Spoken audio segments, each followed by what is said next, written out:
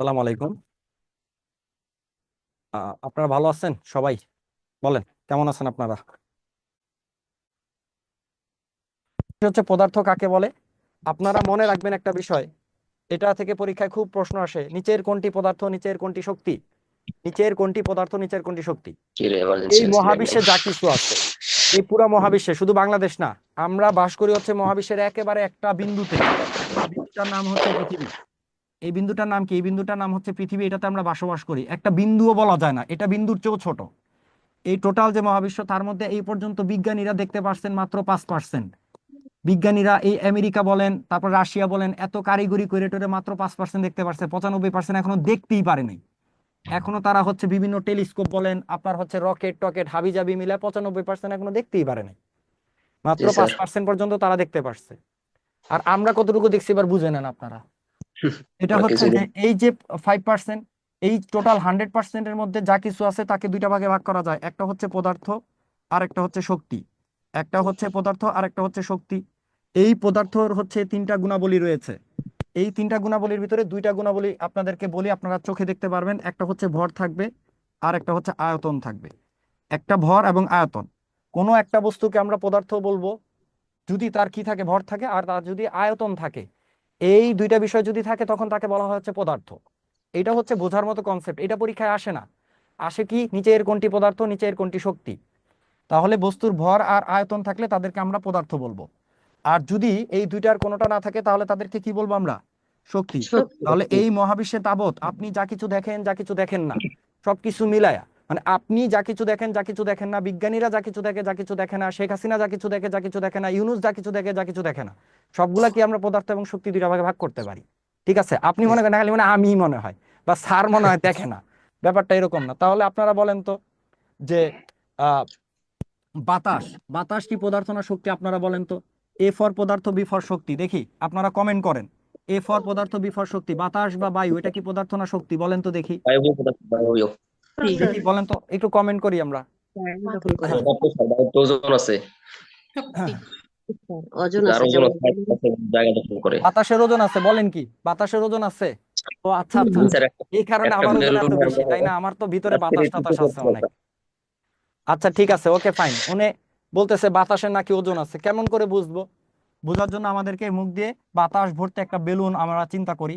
এই বেলুনটাকে যদি আমরা, কি বেলুনের কি ওজন আছে? বেলুনের কি ওজন আছে আছে বলেন তো?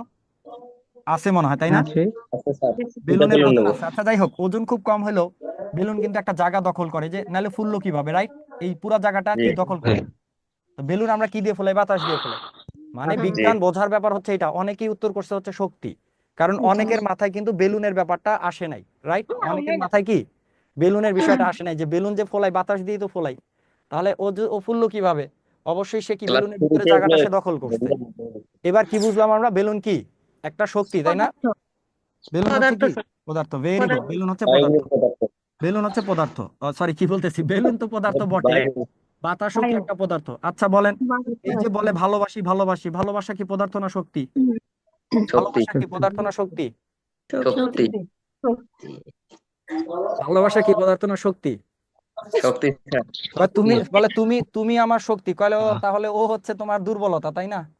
তুমি জি আমার শক্তি, তাহলে ও কি তোমার দুর্বলতা, রাইট? আচ্ছা, জি স্যার। ভালোবাসা নিয়ে বিজ্ঞানীরা এরকম গবেষণা করেন নাই। গবেষণা হচ্ছে যে আপনার এই যে আমি কথা বলতেছি, বলে এই যে কথা বলতেছি, অথবা এই যে লাইটের আলো, আলো অথবা এই যে শব্দ অথবা তাপ, এগুলা হচ্ছে শক্তি।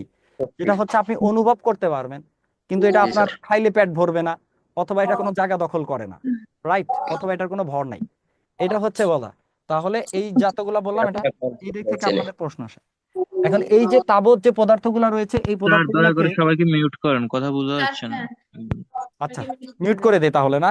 আন- আবার জি বললেন না যে আনমিউটেড স্যার তো বোবা ক্লাস করেন। করায়, বোবা ক্লাস, যে সবাই মিউট করে রাখে স্যার। কোনো প্রশ্ন স্যার, টশ্ন তাদের প্রশ্ন এখানে করতে হলে সাউন্ড আপনারা হয় কি করবেন? নানান স্যার, দিকে জিজ্ঞেস কথা। করতে গেলে হাই 100 করবে। হ্যাঁ, ভেরি গুড।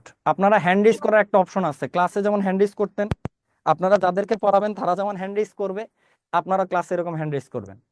আপনারা হচ্ছে ওকে ফাইন। তো আমরা কি বুঝতে পারছি যে পদার্থ কারা শক্তি কারা, এটা আসে পরীক্ষাতে। এখন বিজ্ঞানীরা কি করলেন, এই পদার্থগুলো নিয়ে একটু আলোচনা করলেন, বিশ্লেষণ করলেন। তো ওনারা যে বিষয়টা দেখতে পাইলেন যে কিছু কিছু পদার্থকে হচ্ছে আপনার ভাগ করা যায় কিছু কিছু পদার্থকে ভাগ করলে ভিন্ন ভিন্ন পদার্থ পাওয়া যায়। খুব ভালো করে বোঝার চেষ্টা করি। যাদেরকে ভাগ করলে ভিন্ন ভিন্ন পদার্থ পাওয়া যায় তাদেরকে ওনারা বলেন হচ্ছেন যৌগিক পদার্থ। যাদেরকে ভাগ করলে, এই যে একজন অলরেডি হাত তুলছে, who is that person? Sultana বলে, আচ্ছা, আবার হ্যান্ড ডাউন করে দিচ্ছে। যৌগিক পদার্থ, যাদেরকে ভাগ করলে যৌগিক পদার্থ হচ্ছে পাওয়া যায় বিভিন্ন ভিন্ন। যেমন আমরা নিঃশ্বাসের সাথে কি ত্যাগ করি? আমরা নিঃশ্বাসের সাথে ত্যাগ করি কার্বন ডাইঅক্সাইড। এই কার্বন ডাইঅক্সাইডকে ভাগ করলে আপনি পাবেন হচ্ছেন কার্বন এবং অক্সিজেন। অর্থাৎ এইটাকে ভাঙলে এই যে আপনি নিঃশ্বাসের সাথে ত্যাগ করতেছেন, এই বিষয়টা আপনি ত্যাগ করতেছেন, যে হচ্ছে যে নিঃশ্বাসের সাথে ত্যাগ করতেছেন কার্বন ডাইঅক্সাইড, এটাকে বিজ্ঞানীরা ভাঙলেন। ভাঙার ফলে ওনারা দুইটা বিষয় পাইলেন, একটা হচ্ছে কার্বন পাইলেন আর একটা হচ্ছে অক্সিজেন পাইলেন। তা এই যে ব্যাপারটা হইলো, এই যে বিষয়টা, এই তাহলে আমরা কার্বন ডাইঅক্সাইডকে কি বলবো? কার্বন ডাইঅক্সাইডকে বলবো হচ্ছে যৌগিক পদার্থ। কার্বন ডাইঅক্সাইডকে বলবো হচ্ছে আমরা যৌগিক পদার্থ। এখন কথা হচ্ছে বিজ্ঞানীরা আবার চেষ্টা করলেন, আবার চেষ্টা করে ওনারা কার্বনকে ভাঙার চেষ্টা করলেন, দেখলেন না, কার্বনকে ভেঙে আর কিছু করা যাচ্ছে না, কার্বনকে ভেঙে কিছু পাওয়া যায় না, খালি কার্বনই পাওয়া যায়। তো ওনারা বলেন কার্বন হচ্ছে একটা মৌলিক পদার্থ। কার্বন হচ্ছে কি? একটা মৌলিক পদার্থ। ওনারা পরে দেখলেন যে এটা ভাঙলে আর কিছু পাওয়া যাচ্ছে না, কার্বনই পাওয়া যায়, খালি যত ভাঙি তত খালি কার্বনই পাওয়া যায়। তা এই হচ্ছে একটা মৌলিক পদার্থ। এরপর ওনারা আবার অক্সিজেনকে ভাঙার চেষ্টা করলেন। অক্সিজেনকে ভাঙার ফলে ওনারা দেখলেন যে একটা অক্সিজেন, দুইটা অক্সিজেন পাচ্ছেন। তখন ওনারা বললেন যে অক্সিজেনে তো ভাঙলাম, ভালো কথা, দুইটা অক্সিজেন পাইলাম, একটারে ভেঙে আমরা দুইটা ছোট ছোট অক্সিজেন পাইলাম, একই জিনিস পাইলাম। যেহেতু ভাঙার ফলে ভিন্ন কিছু পাই নাই, তাহলে এটা হচ্ছে একটা মৌলিক পদার্থ। এটাকেও ভাঙার ফলে ভিন্ন কিছু পাই নাই, তাহলে এটাও হচ্ছে একটা মৌলিক পদার্থ। কার্বনকে তো ভাঙাই গেল না, আর এটাকে ভাঙা গেলেও জিনিস পাইছি একই, তাহলে এটা কি? একটা মৌলিক পদার্থ। ক্লিয়ার? তাহলে আমরা দেখলাম এটা একটা মৌলিক, এটা একটা মৌলিক, এই দুইটা মৌলিক কি করছে? এই দুইটা মৌলিক একত্রিত হয়েছে, একত্রিত হয়ে তৈরি করছে কার্বন ডাইঅক্সাইড। কার্বন ডাইঅক্সাইড হচ্ছে একটা যৌগিক পদার্থ। কথা কি ক্লিয়ার সবাই? না বুঝলে কিন্তু অবশ্যই বলবেন, না বুঝলে একেবারে সিনসিয়ারলি আপনারা হ্যান্ড রেজ করবেন, কোনো সমস্যা নাই। মনে করেন না স্যার রাগটা করবে, স্যারের ভাবসাব দেখে তো বোঝা যাচ্ছে রাগিত মানুষ, থাক প্রশ্ন না করে আর রাগায় না দিই, এটা মনে করার কিছু নাই। আমি মানুষ হিসেবে অন্তত আর যাই হোক রাগী বা বদমেজাজি না, ঠিক আছে? রাগী বা বদমেজাজি না। আজকে হচ্ছে চুলটা একটু এলোমেলো হয়ে আছে, এজন্য আবার রাগিব মনে করেন না। এটা হচ্ছে বিষয়, সেটা হচ্ছে যে এটা আপনার মানে প্রশ্ন করতে পারবেন, কোনো সমস্যা নাই, প্রশ্ন করতে পারবেন, কোনো একেবারে কোনো বাধাহীন ভাবে প্রশ্ন করতে পারবেন। এটা হচ্ছে ব্যাপার। মানে আমাকে এখানে দাঁড়া করানো হয়েছে আপনাদের প্রশ্নের উত্তর দেওয়ার জন্য। আসলে সত্যি কথা বলতে এটা স্যার জানে যে এই অল্প টপিক দিয়ে এর ক্লাসে ঢুকাই দিব, পোলাপানের জ্বালাবে টালাবে, আর এর রাগটা কম, এই জন্য মুকুল স্যার কিন্তু আমার দাঁড়া করা এই জায়গায়। এটা একটা বিশাল চ্যালেঞ্জিং ব্যাপার যে বিজ্ঞানে এতগুলা টপিক, এটা অনেক চ্যালেঞ্জিং আমার জন্য। মানে after completing the class I will be exhausted, মানে আমি নিজেই খুব এক্সস্টেড হয়ে যাই। যে বিজ্ঞান আসলে এভাবে পড়ায় মানে আমি স্বাচ্ছন্দ্য বোধ করি না। তারপরও স্যার আমাকে সিলেক্ট করছে যে এটারে পাঠাই, কোনো সমস্যা হবে না। আচ্ছা, ওকে, ফাইন। এটা হচ্ছে বিষয়। এখন আপনারা একটু লক্ষ্য করে দেখেন যে এই যে মৌলিক পদার্থ, বিজ্ঞানীরা এরকম সব পদার্থ ভাঙতে ভাঙতে ভাঙতে ভাঙতে দেখা যায় যে এই যাই ভাঙি না কেন তা হচ্ছে 118 ধরনের বাইরে হয় না। যত ধরনের মৌলিক পদার্থ আছে টোটালি ওনারা পাইলেন হচ্ছেন 118 ধরনের মৌলিক পদার্থ পাইছেন। ভেঙে ভেঙে যা আছে 118 ধরনের মৌলিক পদার্থ। এর মধ্যে আবার ব্যাপার স্যাপার আছে। 118টার মধ্যে আবার 98টা প্রকৃতিতে পাওয়া যায়, আর 20টা হচ্ছে গবেষণাগারে তৈরি করা হয়। 98টা, তার মানে আপনি তাবৎ যা কিছু ভাঙেন, একটা মানুষ, গরু, ছাগল, ভেড়া, গাছ, হাঁস, মুরগি যাই আপনি ভাঙেন না কেন, ভাঙতে ভাঙতে ভাঙতে ভাঙতে আপনি যত রকম মৌলিক পদার্থ পাবেন সেটা 118টার মধ্যেই কমন পড়ে যাবে। 118টার মধ্যে কমন। এই হচ্ছে মৌলিক পদার্থ, যৌগিক পদার্থ। মৌলিক পদার্থের ক্ষুদ্রতম যে কণাটা আছে এটাকে বলা হয় হচ্ছে পরমাণু। মৌলিক পদার্থের ক্ষুদ্রতম কণা এটাকে বলা হয় হচ্ছে পরমাণু। যৌগিক পদার্থের যে ক্ষুদ্রতম কণা এটাকে বলা হয় হচ্ছে অণু। একটু খেয়াল করেন আপনারা, আপনি নিঃশ্বাসের সাথে কার্বন ডাই অক্সাইড ছাড়তেছেন, এটা হচ্ছে কার্বন এবং অক্সিজেন। আবার আপনি নিঃশ্বাসের সাথে গ্রহণ করতেছেন কি? আপনি হচ্ছে নিঃশ্বাসের সাথে গ্রহণ করতেছেন হচ্ছেন অক্সিজেন। ওকে, এবার মূল কথায় আসি। মৌলিক পদার্থের যে ক্ষুদ্রতম কণা, হোয়াট ইজ ক্ষুদ্রতম কণা? ভাঙতে ভাঙতে শেষ আপনি যেটারে পাবেন সেটাই হচ্ছে ক্ষুদ্রতম কণা। একেবারে ভাঙতে ভাঙতে ভাঙতে ভাঙতে পরমাণু। আর যৌগিক পদার্থের যে ক্ষুদ্রতম কণা সেটাকে বলা হয় অণু। আপনি তো বলতে পারেন যে স্যার যৌগিক পদার্থের তো ভাঙা দুইটা বানায় ফেললাম, তাহলে এটা এই কারণেই এটাকে বলা হচ্ছে অণু। তার মানে কি অণুকে ভাঙা যায়? তার মানে কি অণুকে ভাঙা যায়? তো ভাঙলে কি হইলো? ভাঙলে কিন্তু আর কার্বন ডাই অক্সাইডের অস্তিত্বই থাকবে না। তার মানে কি? তার মানে হচ্ছে কার্বন এবং অক্সিজেন তারা দুইজনই ধর্ম চেঞ্জ করে ফেলছে, চেঞ্জ করে কার্বন ডাইঅক্সাইড। মানে হচ্ছে আপনি যদি কার্বন ডাইঅক্সাইড নিঃশ্বাসের সাথে গ্রহণ করেন, আপনার অক্সিজেনের চাহিদা পূরণ হবে না, না, না। এটা হচ্ছে বিষয়, এটা হচ্ছে বিষয়। তার মানে যৌগ যখন হচ্ছে, বিষয়টা কি দাঁড়াইলো? যে এই যে কার্বন ডাই অক্সাইডের ভিতরে কার্বনের ধর্মও নাই, অক্সিজেনের ধর্মও নাই, এই পুরাটার ধর্ম হচ্ছে আরেকটা ভিন্ন। এই যদি হয় মুসলমান, এই যদি হয় খ্রিস্টান, তাহলে তারা তাদের ধর্ম ত্যাগ করে এটা হয়ে গেছে বৌদ্ধ। বুঝতে পারছেন? তারা তাদের ধর্ম, দুজনেই ধর্ম ত্যাগ করছে, দুজনের ধর্মই ত্যাগ করছে, মানে তাদের বৈশিষ্ট্য নেই। যেমন কি একটা এক্সাম্পল বলি, আগুন জ্বালানোর জন্য, আগুন জ্বালানোর জন্য যেটা অবশ্যই দরকার এটা হচ্ছে অক্সিজেন। আগুন জ্বালানোর জন্য যেটা অবশ্যই অবশ্যই দরকার সেটা হচ্ছে অক্সিজেন। মনে রাখেন, পরীক্ষা আসে কোশ্চেন। আগুন নিভানোর জন্য আমরা ব্যবহার করি কার্বন ডাইঅক্সাইড, আমরা ব্যবহার করি কার্বন ডাইঅক্সাইড। কার্বনের ভিতরে অক্সিজেন আছে, এই অক্সিজেন কিন্তু আগুন জ্বালায় না, বরঞ্চ দুইজনে মিলে আগুন নেভায়। আর এই অক্সিজেন কিন্তু আগুন জ্বালায়। ও হচ্ছে জ্বালাও পোড়াও, যত জায়গায় দেখবেন জ্বালাও পোড়াও হচ্ছে, শত জায়গায় অক্সিজেন, তত জায়গায় আপনি অক্সিজেনকে খুঁজে পাবেন। সবাই কি বুঝতে পারছি? তাহলে অণুকে পরমাণুকে, আচ্ছা এবার হচ্ছে যে অণুকে ভাঙলে একাধিক পরমাণু পাওয়া যায়। আচ্ছা, পরমাণুকে, পরমাণু হচ্ছে যাকে আর ভাঙা যায় না তাকে বলা হয় পরমাণু। এবার হচ্ছে কি, অণুকে ভাঙলে আমরা একাধিক ভিন্ন পদার্থ পাবো। এটাও হচ্ছে কি, এটা হচ্ছে একটা, মনে রাখবেন, এটা হচ্ছে কি একটা অণু, এটা হচ্ছে একটা অণু। কেন এটাকে অণু বলা হচ্ছে? এটাকে অণু বলা হচ্ছে কারণ এটাকে ভাঙা যাচ্ছে, ভেঙে দুইটা এরকম পাওয়া যাচ্ছে। সুতরাং এই ও টুকে আমরা কি বলবো? ও টুকে একটা অণু বলবো। তাহলে মূল কথা যেটা, মৌলিক এবং যৌগিক উভয় পদার্থের ক্ষুদ্রতম কণাই হতে পারে হচ্ছে, সরি, অণু। মৌলিক এবং যৌগিক উভয় প্রকার ক্ষুদ্রতম কণাই হতে পারে কি? অণু। কিন্তু পরমাণু হচ্ছে শুধু মৌলিকের অধিকার। পরমাণু হচ্ছে কি? শুধু মৌলিকের অধিকার, বা পরমাণু বলা হয় শুধু মৌলিকের ক্ষেত্রে। ঠিক আছে? কথা ক্লিয়ার? একেবারে জলবৎ তরলং, জলবৎ তরলং মানে জলের মতো পরিষ্কার, রাইট? তাহলে আমরা যেটা দেখলাম, মৌলিক এবং যৌগিক উভয় প্রকার ক্ষুদ্রতম কণাই হতে পারে অণু। যেমন অক্সিজেন একটা অণু, কার্বন ডাইঅক্সাইড অণু। কিন্তু অক্সিজেন এটা একটা মৌলিক পদার্থ, কার্বন ডাইঅক্সাইড একটা হচ্ছে যৌগিক পদার্থ, দুইজনেই কিন্তু অণু। কিন্তু পরমাণু হয় হচ্ছে শুধুমাত্র মৌলিক পদার্থের ক্ষেত্রে, পরমাণু শুধু হয় হচ্ছে শুধুমাত্র মৌলিক পদার্থের ক্ষেত্রে। Okay fine. এবার আসতে হচ্ছে যে এই পৃথিবীতে তাবৎ যত রকমের পদার্থ আপনি চোখে দেখেন না কেন, এই পদার্থগুলো মোটামুটি তিনটা ভাগে থাকে। একটা হচ্ছে কঠিন, তরল, বায়বীয়। কঠিন, তরল, বায়বীয়। এর পার্থক্যটা কি? এই কঠিন, তরল, বায়বীয়ের মধ্যে পার্থক্য হচ্ছে তাদের মধ্যে আন্ত আণবিক আকর্ষণ বল কঠিনে বেশি, তরলে তার চেয়ে কম। হোয়াট ইজ আন্ত আণবিক আকর্ষণ বল? এরা প্রত্যেকেই ক্ষুদ্র ক্ষুদ্র কণা দ্বারা গঠিত। ধরেন আপনি একটা বরফ আছে, এই বরফকে তাপ দিলে কি হয়ে যায়? এটা হচ্ছে পানিতে পরিণত হয়। খুবই ভালো কথা। এই বরফের যে কণাগুলো আপনি দেখতে পাচ্ছেন, এই কণাগুলোর মধ্যে যে আকর্ষণ বলটা কাজ করে, একটা আকর্ষণ বল কাজ করে, এটাই আপনি সত্য ধরে নেন। একটা আকর্ষণ বল কাজ করে, এটা কিন্তু খুবই ধ্রুব একটা সত্য কথা। এটা বিজ্ঞানের আবিষ্কার। কেন আকর্ষণ বল কাজ করে, কেন বিকর্ষণ বল কাজ করে না, কেন তারা মারামারি করে না, আই ডোন্ট নো। ঠিক আছে, এটা কেন করে না এটা না, কিন্তু তাদের মধ্যে একটা আকর্ষণ বল বিরাজমান, এটাকে বলা হয় হচ্ছে আন্ত আণবিক আকর্ষণ বল। আপনারা কিন্তু আবার বললেন নামাজের সময় হলে আন্ত আণবিক আকর্ষণ বল, এটাকে বলা হয় হচ্ছে আন্ত আণবিক আকর্ষণ বল বা আকর্ষণ শক্তি।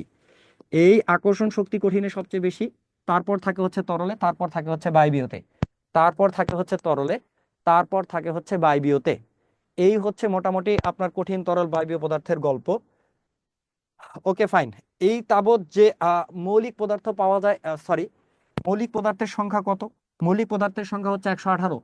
এই যত মৌলিক পদার্থ পাওয়া যায় তার সংখ্যা হচ্ছে 118টা। যৌগিক পদার্থের সংখ্যা কত? যৌগিক পদার্থের সংখ্যা হচ্ছে অগণিত। যৌগিক পদার্থের সংখ্যা হচ্ছে অগণিত, অনেক বেশি। এবং মৌলিক বলেন বা যৌগিক বলেন, আপনি যাই বলেন না কেন, সেটা মোটামুটি তিনটা ভাগে বিভক্ত। কি? কঠিন, তরল এবং বায়বীয়। আপনি বরফকে তাপ দিলে সেটা পানি হচ্ছে, পানিকে তাপ দিলে শীতকাল, তাই না? আমরা পানি ফুটায় গোসল করি। পানিকে তাপ দিয়ে আপনি ঘুমাইতে গেলেন, দেখবেন কতক্ষণ পরে পানি হাওয়া হয়ে গেছে। এই হাওয়া হয়ে যাওয়া যে পানি, এটাকেই বলা হয় জলীয় বাষ্প। এরা আকাশে বাতাসে ঘুরে বেড়াইতে থাকে, আপনার ঘরের মধ্যে ঘুরে বেড়াইতে থাকে এগুলা। ঠিক আছে, ওকে, হ্যাঁ। এই হচ্ছে ব্যাপার আর কি, যে কঠিন, তরল এবং বায়বীয় তিনটা থাকে। প্রত্যেকটা পদার্থই, প্রত্যেকটা পদার্থই, আপনি যদি লোহাকেও তাপ দেন তাহলেও সেটা গলে যায়। আপনি লোহা বলেন, আপনি টিন বলেন, আপনি যাই বলেন না কেন, আপনি স্বর্ণ বলেন, এইগুলাকে হিট দিলে, ভালো মতো যদি সাটায় এটাকে তাপ দেওয়া যায়, আচ্ছা মতো যদি তাপ দেওয়া যায়, তাহলে কিন্তু এরা গলে যায়। লোহাও কিন্তু গলে, তাই না? লোহাও গলে। তুমি মানবে না, তোমার বাপে মানবে, লোহাও তো গলে, তাই না? আর তুমি তো কোন দূরের কথা। আচ্ছা, ওকে ফাইন। এই হচ্ছে মোটামুটি একটা বিষয়। এবার আসি হচ্ছে যে এই যে লোহা বা পানি গলে যাচ্ছে, ধরেন বরফ গলে পানিতে পরিণত হচ্ছে, খুব ভালো কথা, মানে বরফ দেখতে একরকম, পানি দেখতে আরেক রকম, কিন্তু দুইটা কিন্তু একই জিনিস। দুইটা কিন্তু একই জিনিস। সে কি জিনিস? সেটা হচ্ছে পানি, H2O। সেটা হচ্ছে পানি বা H2O বলা হয়ে থাকে। H2O, দুইটা হাইড্রোজেন এবং একটা অক্সিজেন, এটাও পরীক্ষাতে আসে যে পানির মধ্যে হাইড্রোজেন এবং অক্সিজেনের অনুপাত কত, 2:1। পানি এবং অক্সিজেনের অনুপাত হচ্ছে 2:1, এটাও পরীক্ষাতে আসে। আচ্ছা, ওকে, ফাইন।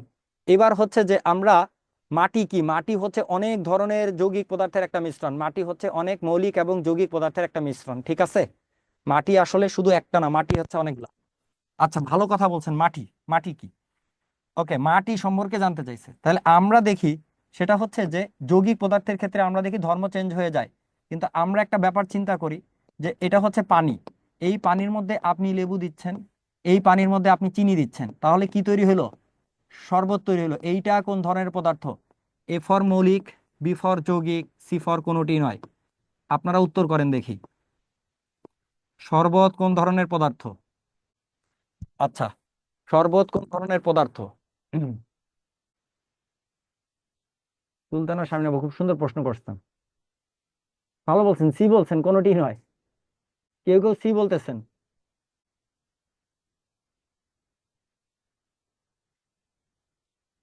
Very good. আচ্ছা, বিনা যৌগিক না, দেখেন যৌগিক পদার্থের ক্ষেত্রে তাদের ধর্ম চেঞ্জ হয়, কিন্তু এই যে শরবত, শরবতে হচ্ছে চিনি, এই কি শরবত বানাইছো, পুরো মিষ্টি বানায় ফেলাইছো, মানে চিনি বেশি দিছে। আবার অনেক সময় না চিনি টিনি কিছু দাও নাই, আবার অনেক সময় বলে যত গুড় তত মিষ্টি। তার মানে কি প্রত্যেকে তাদের ধর্ম বজায় রাখছে, তাহলে এটা আর যাই হোক যৌগিক হতে পারে না, এটা আর যাই হোক কি যৌগিক হতে পারে না। এটার উত্তর হচ্ছে কোনোটি নয়।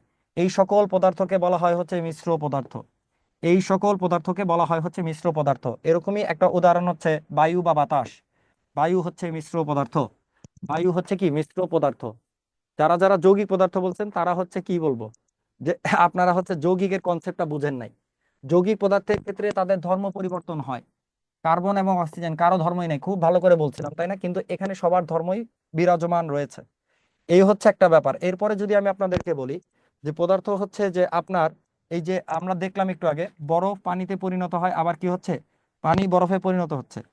ধরেন আমি একজন ব্যক্তি, আমার কোনো কাজ নাই, আমি যদি চিন্তা করি, চেষ্টা করি যে সারাদিন একবার বরফকে পানিতে পরিণত করব, আবার পানিকে বরফ, আবার বরফ পানি, পানি বরফ, বরফ পানি, বরফ পানি, সারা জীবন পার করতে পারবো না এই কাজ করে, বলেন তো? সারাটা জীবনই কিন্তু এই কাজ করে পার করে দেওয়া সম্ভব। তাহলে এই যে পরিবর্তন, একই বিষয় হচ্ছে হচ্ছে এইখানে মনে করেন পানি না, পানি এখানে এ প্রত্যেকটা হচ্ছে H2O, এরকম কোটি কোটি, এরকম কোটি কোটি পানি, এরকম কোটি কোটি অণু, কোটি কোটি কোটি কোটি অণু আপনি খান আর কি, চোখে দেখেন না, এরকম কোটি কোটি পানির অণু একসাথে আপনি খাচ্ছেন প্রতিদিন, কোটি কোটি মানে হচ্ছে বিলিয়ন বিলিয়ন। আচ্ছা যাই হোক, এই যে পরিবর্তন বরফ পানি, পানি বরফ, এই পরিবর্তনটাকে হচ্ছে বলা হয় ভৌত পরিবর্তন, এই পরিবর্তনকে বলা হয় হচ্ছে ভৌত পরিবর্তন। তাহলে আমরা কি দেখলাম? আমরা যেটা দেখলাম যে যেই পরিবর্তনকে পূর্বের অবস্থায় ফিরিয়ে আনা যায়, মানে বরফ থেকে পানি, পানি থেকে বরফ, তাকে বলা হয় হচ্ছে ভৌত পরিবর্তন।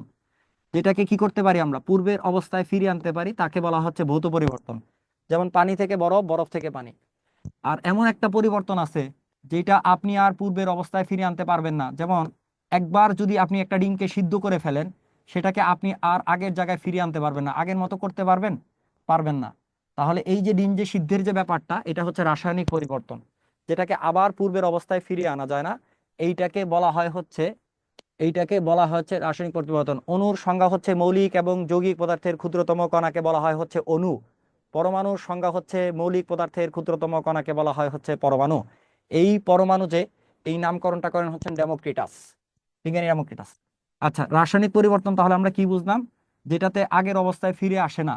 যেমন হচ্ছে এই যে পরীক্ষা উপলক্ষে আমরা নামাজ কালাম পড়া শুরু করি, চাকরি পাওয়ার পর আবার নামাজ কালামকে ভুলে যাই, এটা কোন ধরনের পরিবর্তন? এটা হচ্ছে ভৌত পরিবর্তন।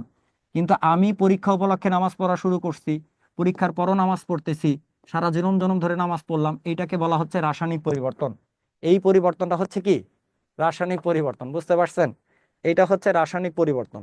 ক্লিয়ার? আচ্ছা, এটা হচ্ছে ব্যাপার। মানে বিয়ের আগে দিত গোলাপ ফুল, আর এখন দেয় হচ্ছে ফুলকপি, এখন দেয় হচ্ছে ফুলকপি, এটা হচ্ছে রাসায়নিক পরিবর্তন। ঠিক আছে, এটা হচ্ছে গোলাপ আর কপালে আসে না, আসে খালি ফুলকপি, বাঁধাকপি, এটা হচ্ছে রাসায়নিক পরিবর্তন হয়ে গেছে। তো আপনার হচ্ছে যে এই ভৌত পরিবর্তন, আর একটা হচ্ছে রাসায়নিক পরিবর্তন কি, যেটা তাহলে আপনারা একটু বলেন তো, আপনারা একটু বলেন সেটা হচ্ছে যে দুধকে যদি ছানায় পরিণত করা হয়, তাহলে এ ফর ভৌত, বি ফর রাসায়নিক। দেখি আপনারা বলেন, কমেন্ট করেন, দুধকে যদি ছানায় পরিণত করা হয়, এটা কি ভৌত না রাসায়নিক? নাকি আপনারা কোনোটা বুঝেনি নাই, যে স্যার ভৌত রাসায়নিক কোনোটাই বুঝিনি?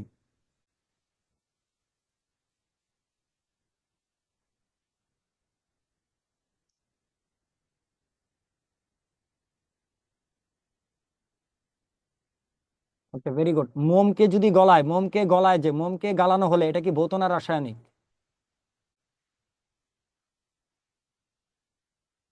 অর্থাৎ আমরা দুধকে যদি ছানায় পরিণত করি তাহলে আর তাকে দুধে পরিণত করতে পারি না, তাহলে এটা হচ্ছে রাসায়নিক পরিবর্তন। আর বরফকে আবার পানি করা যাচ্ছে, এর জন্য এটা ভৌত পরিবর্তন। তার আগে আপনাদের সাথে আমার যেহেতু প্রথম ক্লাস, আমার নামটা একটু বলে দিই। আমার নাম হচ্ছে ইরফান আহমেদ। আপনারা উত্তর করতে থাকেন। এটা হচ্ছে আমার ফার্স্ট পরিচয়। আর দ্বিতীয়ত হচ্ছে আপনাদের সামনে দাঁড়ায় বিজ্ঞানের কিছু গল্প টল্প করি, আর ছোটখাটো একটা কাজে আছি এই। Very good. মোমকে যদি গলানো হয় সেটা হচ্ছে কি ভৌত পরিবর্তন। মোমকে যদি গালানো হয়, তাপ দিয়ে যদি মোমকে গালানো হয়, এটা হচ্ছে ভৌত পরিবর্তন। কিন্তু আপনার হচ্ছে মোমকে যদি আগুনে পোড়ানো হয়, মোমকে গালানো হলে এটা ভৌত পরিবর্তন। এটা হচ্ছে, সরি, যারা যারা ভুল বলছেন অনেকে, মোমকে যদি গালানো হয় এটা হচ্ছে ভৌত পরিবর্তন, কারণ আবার তারে মোম। আর মোমকে যদি আগুনে পোড়ানো হয় তাহলে কি পরিবর্তন?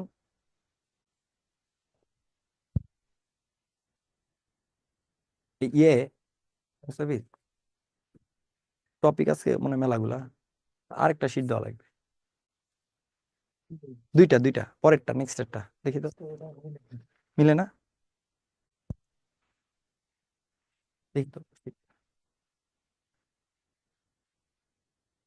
মোমকে আগুনে পোড়ানো হলে সেটা হচ্ছে রাসায়নিক পরিবর্তন, আর মোমকে যদি তাপে গলানো হয় সেটা হচ্ছে ভৌত পরিবর্তন। আচ্ছা, এবার বলেন, ভাত, এই যে আমরা ভাত রান্না করি, চাল থেকে যে আমরা ভাত পাই, ঠিকই তো আছে, সমস্যা কি? এটা না? হ্যাঁ হ্যাঁ, ঠিক আছে, এটা এই চ্যাপ্টারে সব আছে, এটার ভিতরে সব, নাম লেখা নেই, সব আছে। আচ্ছা, ওকে, ফাইন, আছে আছে, এটার মধ্যেই আছে সব। আচ্ছা, এই যে ভাত যে রান্না করি এটা হচ্ছে রাসায়নিক পদার্থ। ওকে, ফাইন, তাহলে আমরা আজান দিছে কি, আজান দিছে, নামাজের সময় হয়েছে কি? 40-এ হয়, তাই না? তাহলে আমরা 4টা 40-এ ব্রেক দিব, রাইট? 4টা 40-এ আমরা ব্রেক দিই, হ্যাঁ। আপনারা তো বিভিন্ন জেলার আছেন, এক এক জায়গায় আবার এক রকম। 4টা 40 ব্রেক হচ্ছে, 4টা 40 থেকে কত, 4টা 50, 4টা 50 ব্রেক হচ্ছে, 4টা 40 থেকে 4টা 50, 10 মিনিটের ব্রেক, হ্যাঁ। 45-এ দিলেও হয় মনে হয়। আচ্ছা, ঠিক আছে, এবার যদি আমরা দেখি সেটা হচ্ছে যে আহ, আমরা তাহলে বুঝে গেছি, তাই না? আমরা বুঝে গেছি সেটা হচ্ছে যে ভৌত এবং রাসায়নিক পরিবর্তন সম্বন্ধে আমাদের একটা ক্লিয়ার কনসেপ্ট ক্লিয়ার হয়ে গেছে। আশা করি আর কারো কোনো প্রবলেম নাই। আচ্ছা, এইখানে এমন কেউ আছেন, আপনাদের মধ্যে কি এমন কেউ আছেন যে স্যার এতক্ষণ আপনি যা গল্প স্বল্প বললেন তার কিছুই বুঝি নাই, আপনার নাম খালি ইরফান আহমেদ ছাড়া আর কোনো কথাই বুঝি নাই, এরকম কেউ আছেন? বলেন তো। থাকলে বলেন, কোনো সমস্যা নাই, নির্ভয়ে বলেন, নিঃসংকোচে বলেন যে স্যার আপনার নাম ইরফান আহমেদ ছাড়া আর কোনো কথাই বুঝি নাই, একটা কথাও বুঝি নাই, এরকম কেউ আছি আমরা? হ্যাঁ। আচ্ছা, হাত তুলছে হচ্ছে আমাদের কোন কোন স্যার হাত তুলছে দেখি। আহ মনোয়ারুল ইসলাম, তারপর হচ্ছে অঞ্জলি মণ্ডল, ফাতেমা খাতুন। আচ্ছা, ঠিক আছে, ওকে, ফাইন। মোটামুটি বুঝবেন কেন বলেন? পুরাপুরি বুঝতে হবে? মোটামুটি বলে মোটামুটি বোঝার কিছু নাই, তার মানে আপনি বুঝেন নাই, ভদ্রতার খাতিরে বলতেছেন মোটামুটি, তাই না? ভদ্রতার খাতিরে, যে স্যার হয়তো মন খারাপ করবো যে এতক্ষণ বক বক করলাম, কিছু বুঝে নাই। আহ, অনুপরমাণু সমস্যা এটা থাকবে, অনুপরমাণু সমস্যা এটা হচ্ছে ইয়ে থাকবেই, একেবারে ইয়ে হচ্ছে যে মৌলিক পদার্থের ক্ষুদ্রতম কণা। যারা একটু হ্যান্ড রেজ করছেন আমি তাদেরকে একটু অ্যালাউ করলাম। আপনাদের যদি কিছু বলার থাকে তাহলে বলতে পারেন।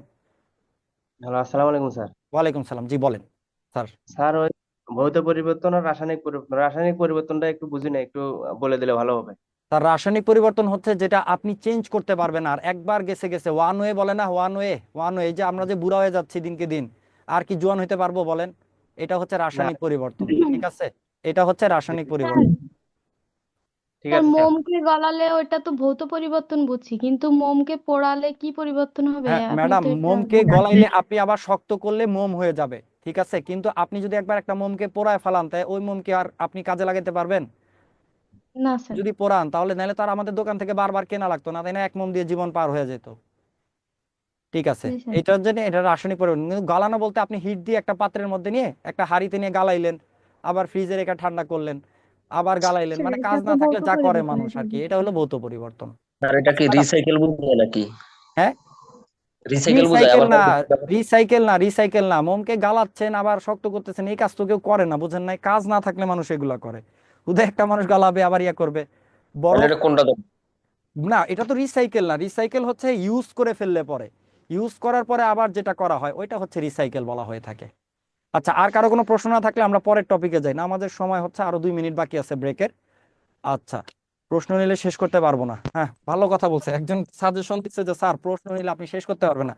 তো প্রশ্ন তাও নেওয়া লাগে, বুঝেন না, একটা মিনিমাম একটা ইয়ে আর কি। আচ্ছা ঠিক আছে, গলন বা গলনাঙ্ক বলতে কি বোঝায়? যেটা হচ্ছে আপনার যে গলন মানে কি, গলন মানে হচ্ছে গলে যাওয়া, গলন মানে হচ্ছে কি গলে যাওয়া। আর হচ্ছে যে গলন মানে হচ্ছে কোনো একটা বস্তুকে গলে যাওয়া, এই প্রক্রিয়াটাকে বলা হয় হচ্ছে গলন। যেমন আপনি একটা বরফ নিছেন, সে কি হচ্ছে গলে গলে যাচ্ছে, এই প্রক্রিয়াটার নাম হচ্ছে গলন। যে তাপমাত্রায় এটা গলে যাবে তাকে বলা হয় হচ্ছে গলনাঙ্ক। যে তাপমাত্রায় এটা গলে যাবে, ঠিক আছে, একটা দরকার আছে তাপের, একটা তাপের কিন্তু দরকার আছে। যেমন আপনারা চিনিকে গালান, তাই না? আপনারা কি করেন, পাত্রের মধ্যে চিনি গালায় শিরা তৈরি করেন, এটাকে কি করা হয়, ওই চিনি যে তাপমাত্রায় গলতে থাকে তাকে বলা হয় হচ্ছে গলনাঙ্ক। চিনি যে তাপমাত্রায় গলতে থাকে, চিনি যে তাপমাত্রায় গলতে থাকে তাকে বলা হয় হচ্ছে গলনাঙ্ক। আর প্রক্রিয়াটার নাম হচ্ছে গলন, এইটা আপনারা মনে রাখবেন, প্রক্রিয়াটার নাম হচ্ছে গলন। আচ্ছা ওকে ফাইন, তাহলে আমরা কষ্ট করে নামাজের ব্রেকে যাই, আমরা একেবারে যথাসময় চলে আসবো ইনশাল্লাহ, ঠিক আছে? আমরা হচ্ছে যথাসময় চলে আসবো, আমরা নামাজের ব্রেকে যাই, আসার পর আমি বাকিগুলো ডিসক্রাইব করবো আপনাদেরকে। ওকে, এই ইয়ে করে দাও।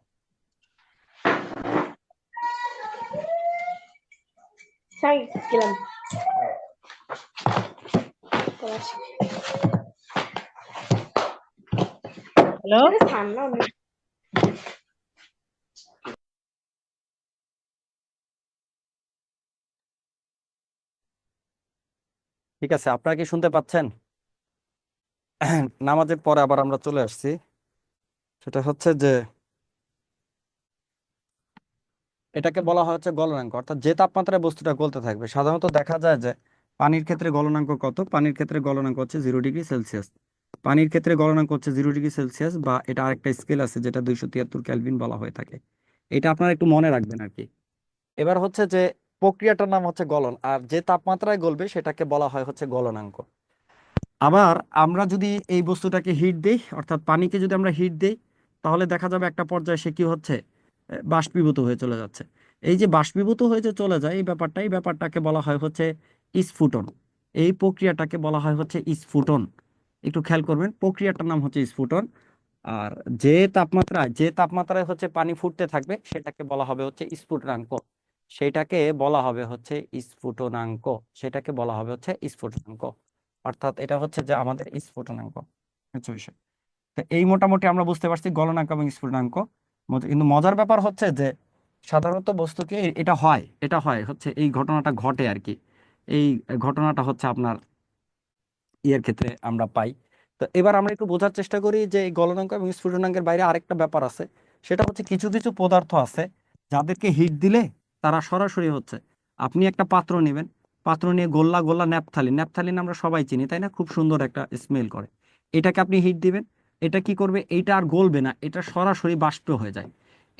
এইটাকে বলা হয় হচ্ছে ঊর্ধ্বপাতন। এইটাকে বলা হয় হচ্ছে ঊর্ধ্বপাতন, কষ্ট করে আমরা একটু লিখে ফেলি। ঊর্ধ্বপাতন, এই ঊর্ধ্বপাতন কারা কারা হয়? ঊর্ধ্বপাতন হয় হচ্ছে ন্যাপথ্যালিনের। আর কার কার ঊর্ধ্বপাতন হয়ে থাকে? ঊর্ধ্বপাতন হয় হচ্ছে আপনার ড্রাই আইস বা হচ্ছে শুষ্ক বরফ, যেটা শুষ্ক হচ্ছে আপনার হচ্ছে কার্বন ডাইঅক্সাইড, তরল কার্বন ডাইঅক্সাইড যেটা আছে, এটা হচ্ছে সরি কঠিন কার্বন ডাইঅক্সাইড, তরল না, কঠিন কার্বন ডাইঅক্সাইড, এরা হয় হচ্ছে আপনার ইয়ে হয়ে থাকে, ন্যাপথ্যালিন হয়ে থাকে। তারপরে হচ্ছে আপনার কর্পূর আছে, কর্পূরের ক্ষেত্রে এরকম হয়ে থাকে। আয়োডিন আছে, আয়োডিনের ক্ষেত্রে এটা হয়। তো এই সকল বস্তুদের ক্ষেত্রে হচ্ছে আপনার ঊর্ধ্বপাতনটা হয়ে থাকে। এটা খুবই গুরুত্বপূর্ণ, পরীক্ষাতে প্রায় আসে প্রশ্নের জায়গা থেকে। সেটা হচ্ছে ঊর্ধ্বপাতন কি, প্রায় আসে বলতে আপনাদের পাশাপাশি আরো বিভিন্ন পরীক্ষাতে এটা আসে, একটু কষ্ট করে আপনারা পড়ে ফেলবেন। এটা হচ্ছে কঠিন কার্বন ডাইঅক্সাইড, এটা হচ্ছে কঠিন কার্বন ডাইঅক্সাইড, এদেরকে বলা হচ্ছে ঊর্ধ্বপাতিত বস্তু বলা হয়ে থাকে।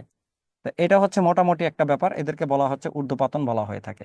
আচ্ছা, এরপরে আমরা আসি, সেটা হচ্ছে যে এরপরে একটা বিষয় আমরা বোঝার চেষ্টা করি। কি বিষয়? সেটা হচ্ছে যে ধরেন আপনি পানিকে হিট দিচ্ছেন, এটা হচ্ছে যে 100 ডিগ্রি সেলসিয়াস তাপমাত্রা, এটা হচ্ছে 100 ডিগ্রি সেলসিয়াস তাপমাত্রা, আপনি পানিকে হিট দিচ্ছেন। এখন এই পানির টেম্পারেচার স্থির থাকবে, মানে সাধারণত তাপ দিলে কি হয়, সাধারণত তাপ যদি আপনি বাড়াইতে থাকেন তাপমাত্রা বৃদ্ধি পায়।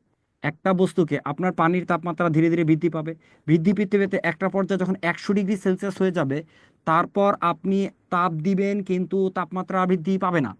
আবারও বলি, আপনি একটা হাঁড়িতে পানি নেন, তারপর আপনি তাপ দিতে থাকেন, এটার তাপমাত্রা বৃদ্ধি পাবে। আপনি যত তাপ দিবেন তাপমাত্রা বৃদ্ধি পাবে। আপনি তাপ দিচ্ছেন, তাপমাত্রা বৃদ্ধি পাচ্ছে।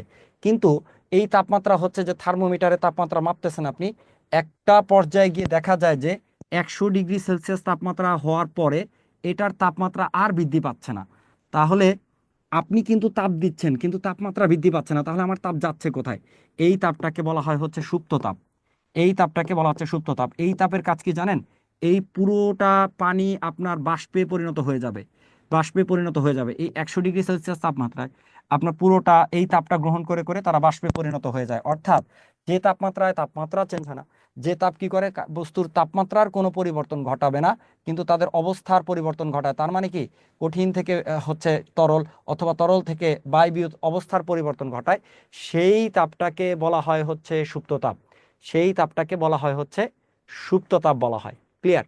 এইটা হচ্ছে সুপ্ত তাপের সংজ্ঞা, যে আপনার অবস্থার কোনো পরিবর্তন ঘটাবে না, কিন্তু আপনার তাপমাত্রার কোনো পরিবর্তন ঘটাবে না, কিন্তু অবস্থাটা চেঞ্জ হয়ে যাচ্ছে, তরল থেকে বাষ্প বাষ্প হয়ে যাচ্ছে, অথবা কঠিন থেকে তরল হয়ে যাচ্ছে। এইটাকে বলা হয় হচ্ছে সুপ্ত তাপ বলা হয়ে থাকে। সবাই কি বুঝতে পারছি? কারো কি, আশা করি আমরা সবাই ধরতে পারছি, তাই না? আপনাদের এগুলো হচ্ছে একটু কষ্ট করে পড়ে ফেলবেন, এই যে ভৌত পরিবর্তন, রাসায়নিক পরিবর্তন, এই বিষয়গুলো আপনারা একটু কষ্ট করে পড়ে ফেলবেন। হ্যাঁ, ভৌত পরিবর্তন, রাসায়নিক পরিবর্তন পরীক্ষাতে আসে এই জায়গা থেকে কোয়েশ্চেন। এরপরে আমরা যাই হচ্ছে পরমাণুর গঠনে চলে যাই। আমরা আমরা একটু হ্যাঁ, পরে খেয়াল একটু। হুম, আমরা একটু, সবাই কি বুঝতে পারছি? সবাই বুঝতে পারিনি এমন তো কেউ থাকার কথা না। আশা করি বুঝতে পারি নাই এমন, আগেই বলে দিচ্ছি তাই না, বুঝতে পারি না এমন কেউ থাকার কথা না। আমরা আরেকটা একটু ইয়ে করি, আপনাদেরকে একটা স্লাইড দেখাই আমি, অণু পরমাণুর গঠন সংক্রান্ত একটা স্লাইড দেখাই। হ্যাঁ, তাহলে আপনাদের জন্য ক্লিয়ার হবে।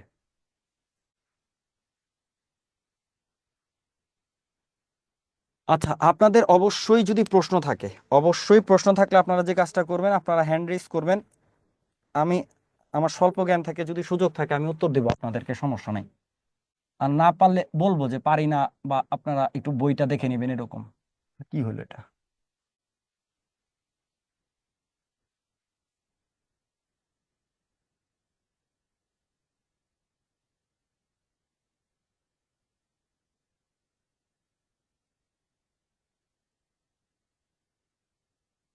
আপনারা একটু অপেক্ষা করেন, আমি আপনাদেরকে একটা স্লাইড দেখাই, তাহলে অনুপরমাণুর গঠনটা হোপফুলি আপনারা খুব ভালো ধরতে পারবেন।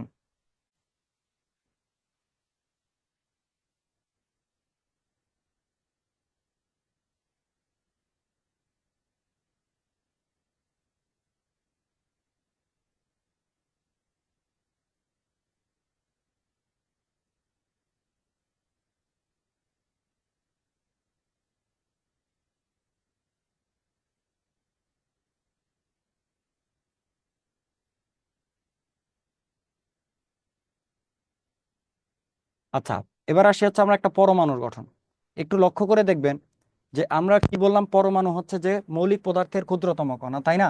মৌলিক পদার্থের ক্ষুদ্রতম কণা, যেটাকে কি করা যায় না, আর বিভাজিত করা যায় না, যেটাকে কি করা যায় না, আর হচ্ছে ভাগ করা যায় না, যেটাকে আর ভাঙা যায় না।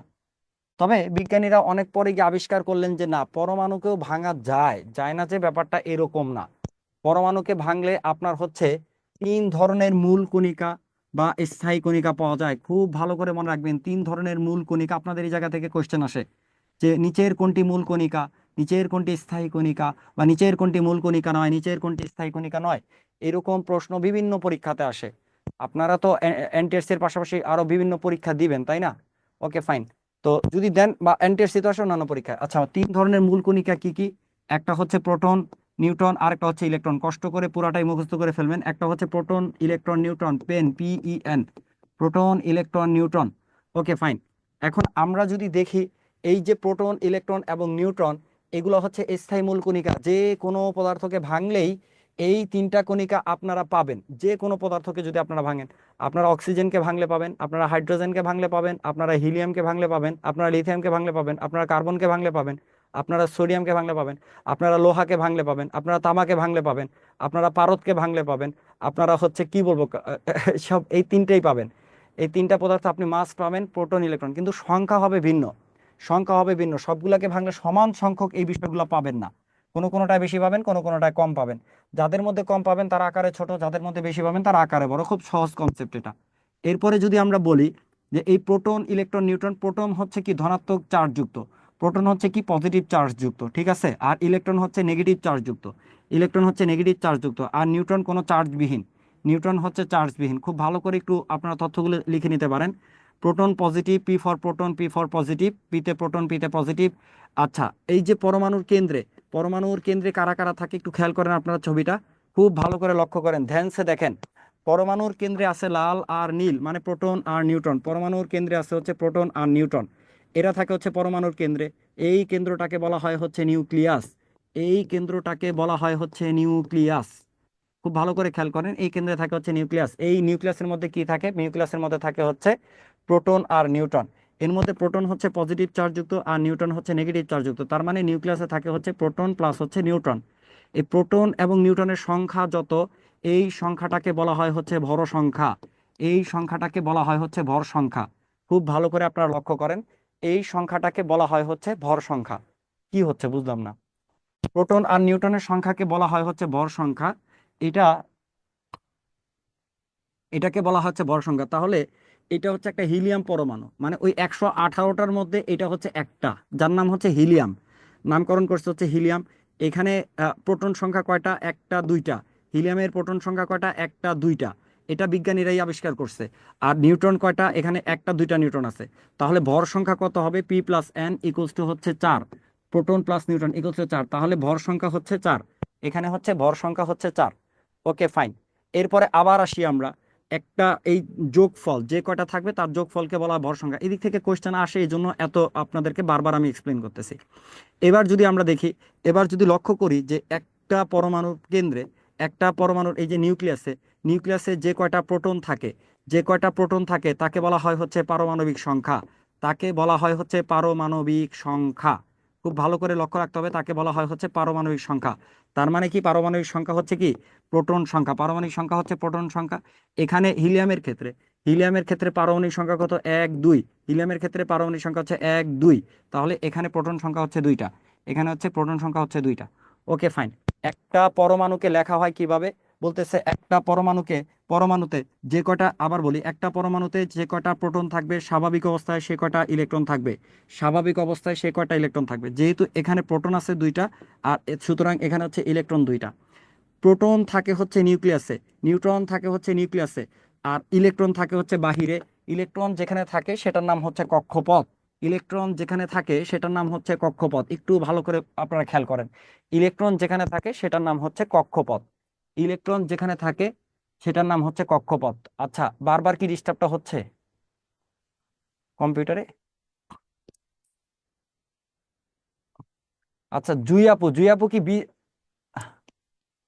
জুই আপু কি পুরনো স্টুডেন্ট নাকি আমাদের? আচ্ছা, স্ক্রিন বারবার চলে যাচ্ছে, এখন দেখি তো, অনেকক্ষণ ধরে তো যাচ্ছে না। আচ্ছা, ঠিক আছে, আমরা লোক আসলে পরে বলবো এটা চেঞ্জ করে দিতে। মশিউর আছে?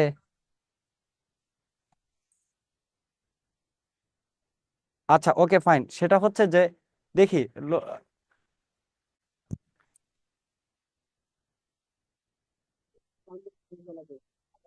আচ্ছা ঠিক আছে, আমি একটু দেখি, লোকজন বারবারই চলে যাচ্ছে না। আচ্ছা ঠিক আছে, একটু ওয়েট করি আমরা।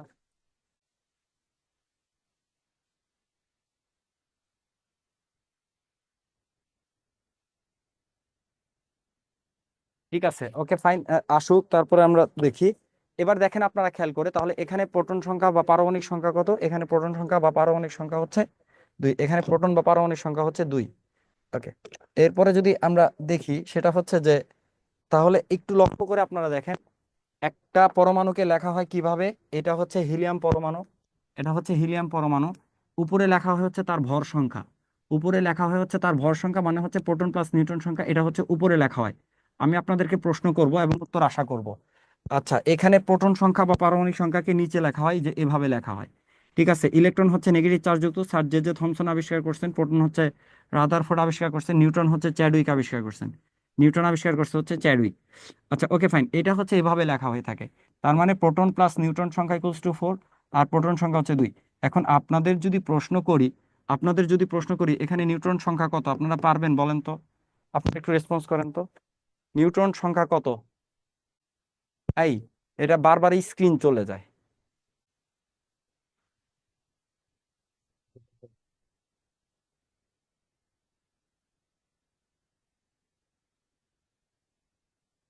আর যাবে না, না?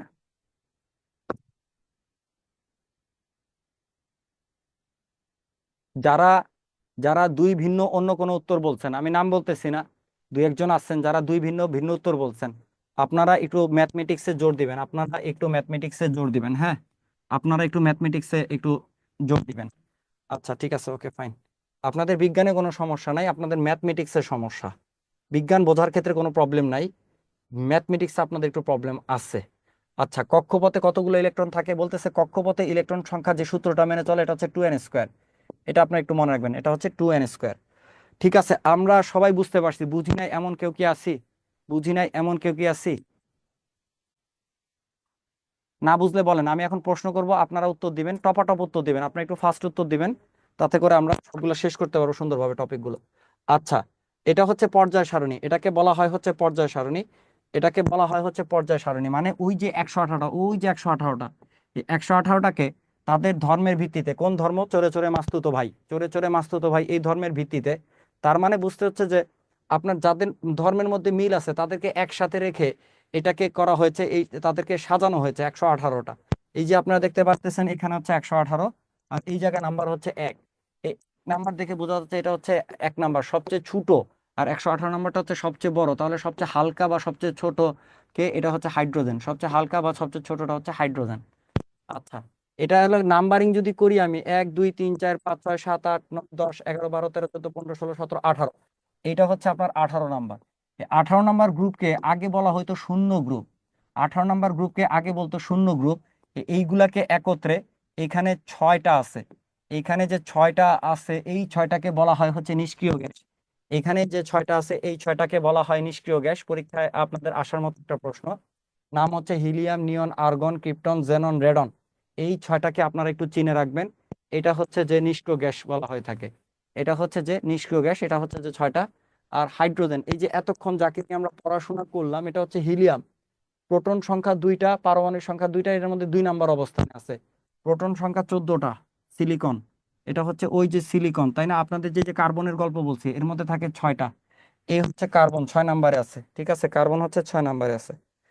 এবার আপনাদেরকে আমি প্রশ্ন করি, তাহলে এটাকে বলা হয় পর্যায় সারণী, এটাকে বলা হয় হচ্ছে পর্যায় সারণী। রশ্মিকার, সারণী বানান রশ্মিকার। তারপরে হচ্ছে এটার আবিষ্কারক হচ্ছে মেন্ডেলিভ, দিমিত্রি মেন্ডেলিভ।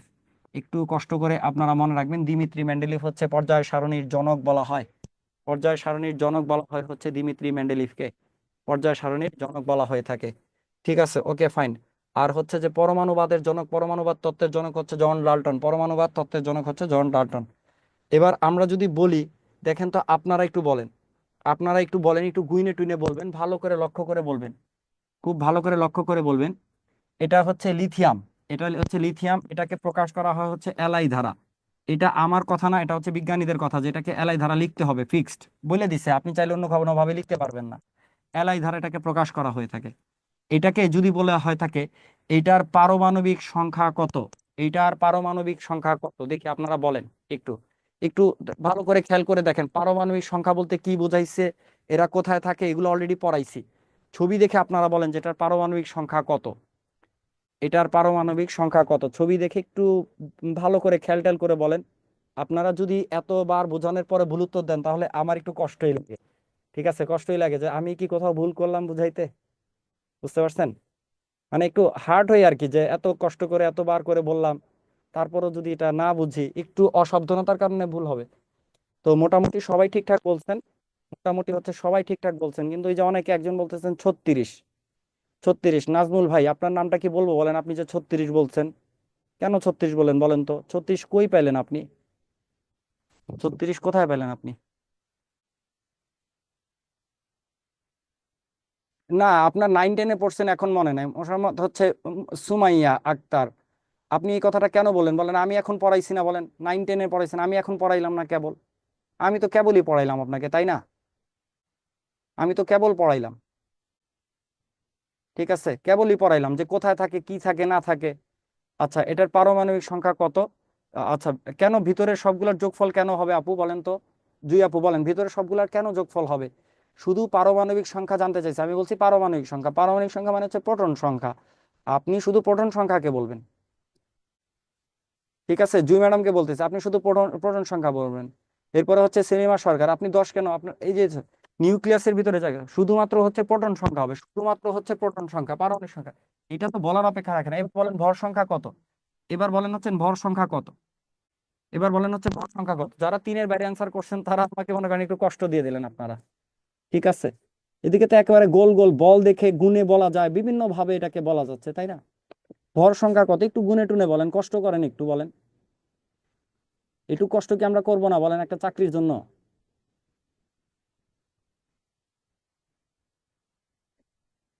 এই তো, এই ঠিক আছে, ওকে ফাইন, এবার ঠিক আছে।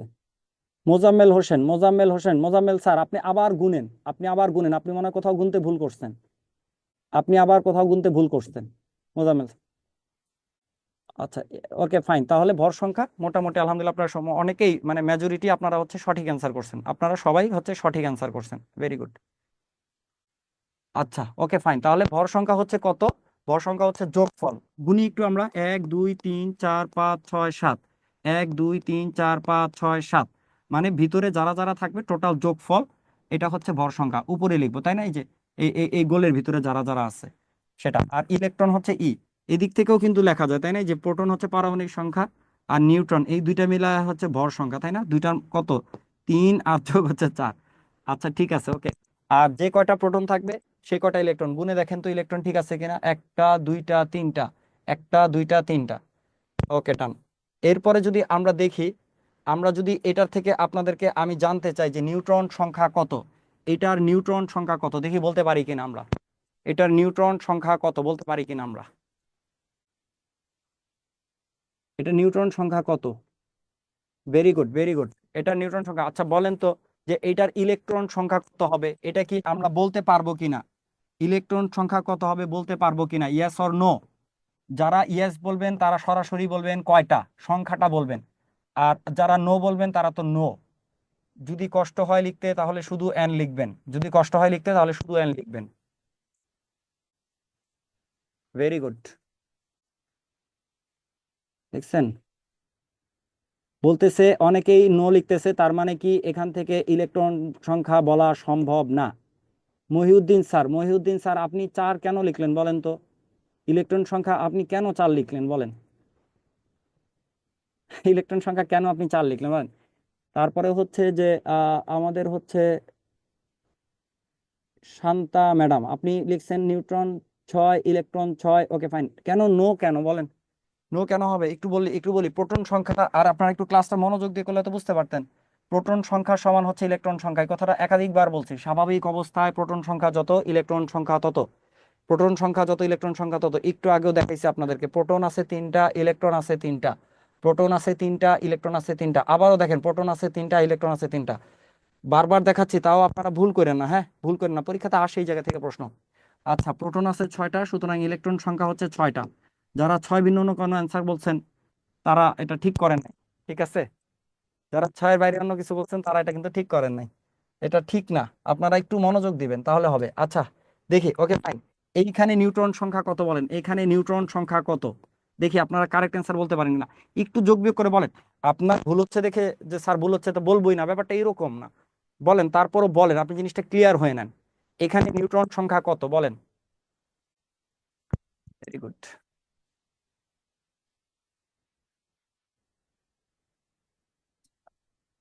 Yunus Ali sir answer correct. তারপরে হচ্ছে এই তো 2-1 ভুল বলতেছে, সেটা হচ্ছে যে আসিফ স্যার, আপনি আসিফ স্যার, আপনি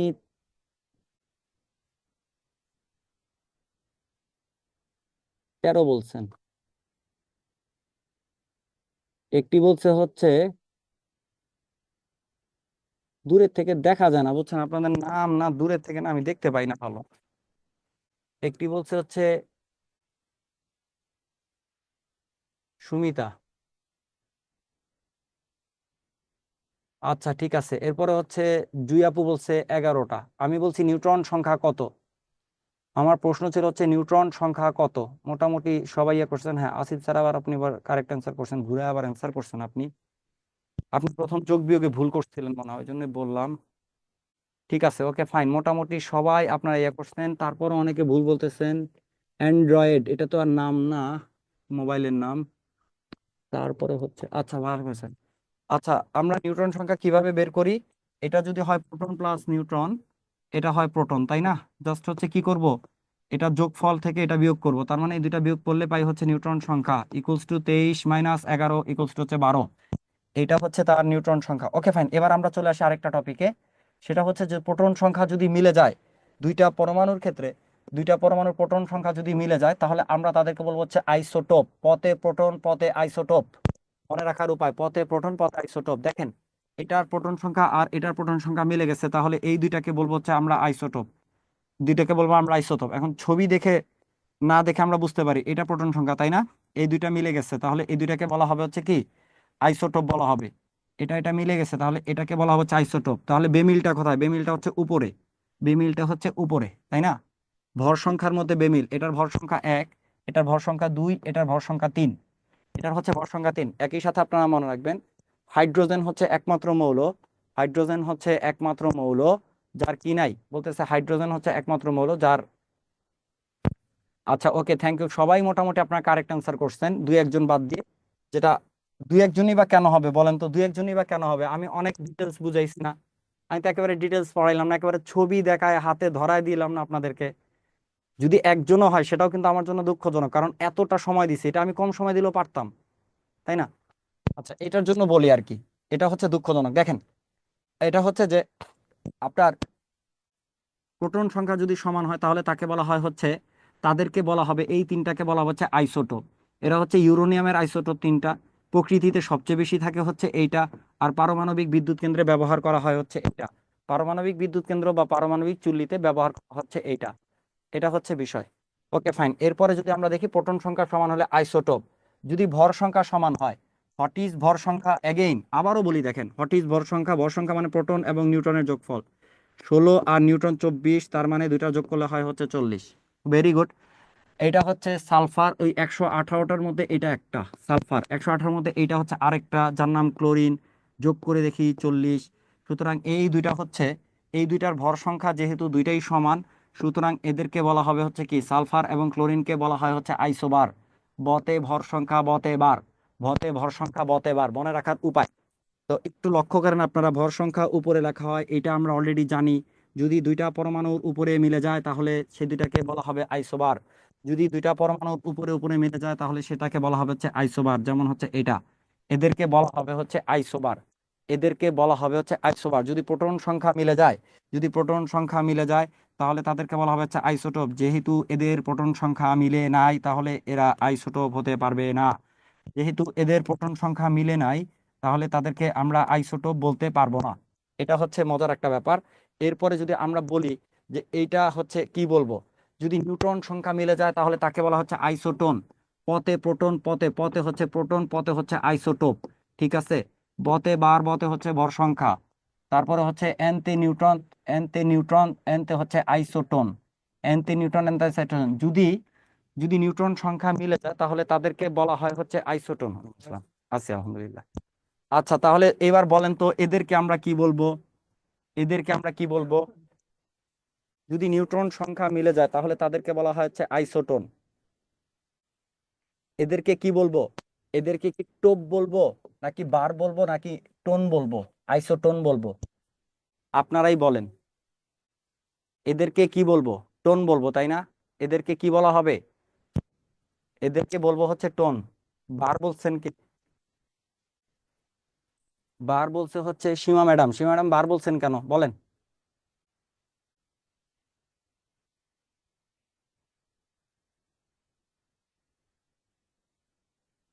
আইসোটোন, ভেরি গুড। আচ্ছা ওকে ফাইন, থ্যাংক ইউ। তাহলে কিভাবে বের করব আমরা? আমরা আইসোটোন বের করতে হলে দেখতেছি প্রোটন সংখ্যা, না প্রোটন সংখ্যা সমান না, তাহলে কি বলা যাবে না? টোপ বলা যাবে না। প্রোটন সংখ্যা সমান হয় না, টোপ বলা যাবে না। ভর সংখ্যা সমান না, ভর সংখ্যা সমান না, তাহলে বার বলা যাবে না। তাহলে এবার চেক করতে হবে কি, দেখি তো নিউট্রন সংখ্যা সমান কিনা। নিউট্রন সংখ্যা বের করি বিয়োগফল, দুইটার বিয়োগফল 8, এটার বিয়োগফল হচ্ছে 8। যেহেতু 8, এই 8 কি নিউট্রন সংখ্যা সমান, তাহলে কি টোন বলা যাবে, তাহলে হচ্ছে টোন বলা যাবে। Okay fine. এদেরকে বলা হয় হচ্ছে আইসোটোন। এদেরকে কি বলবো আমরা, বলেন তো এদেরকে কি বলবো? এদেরকে কি বলবো? এদেরকে কি বলবো? Isotope, isobar, isotone?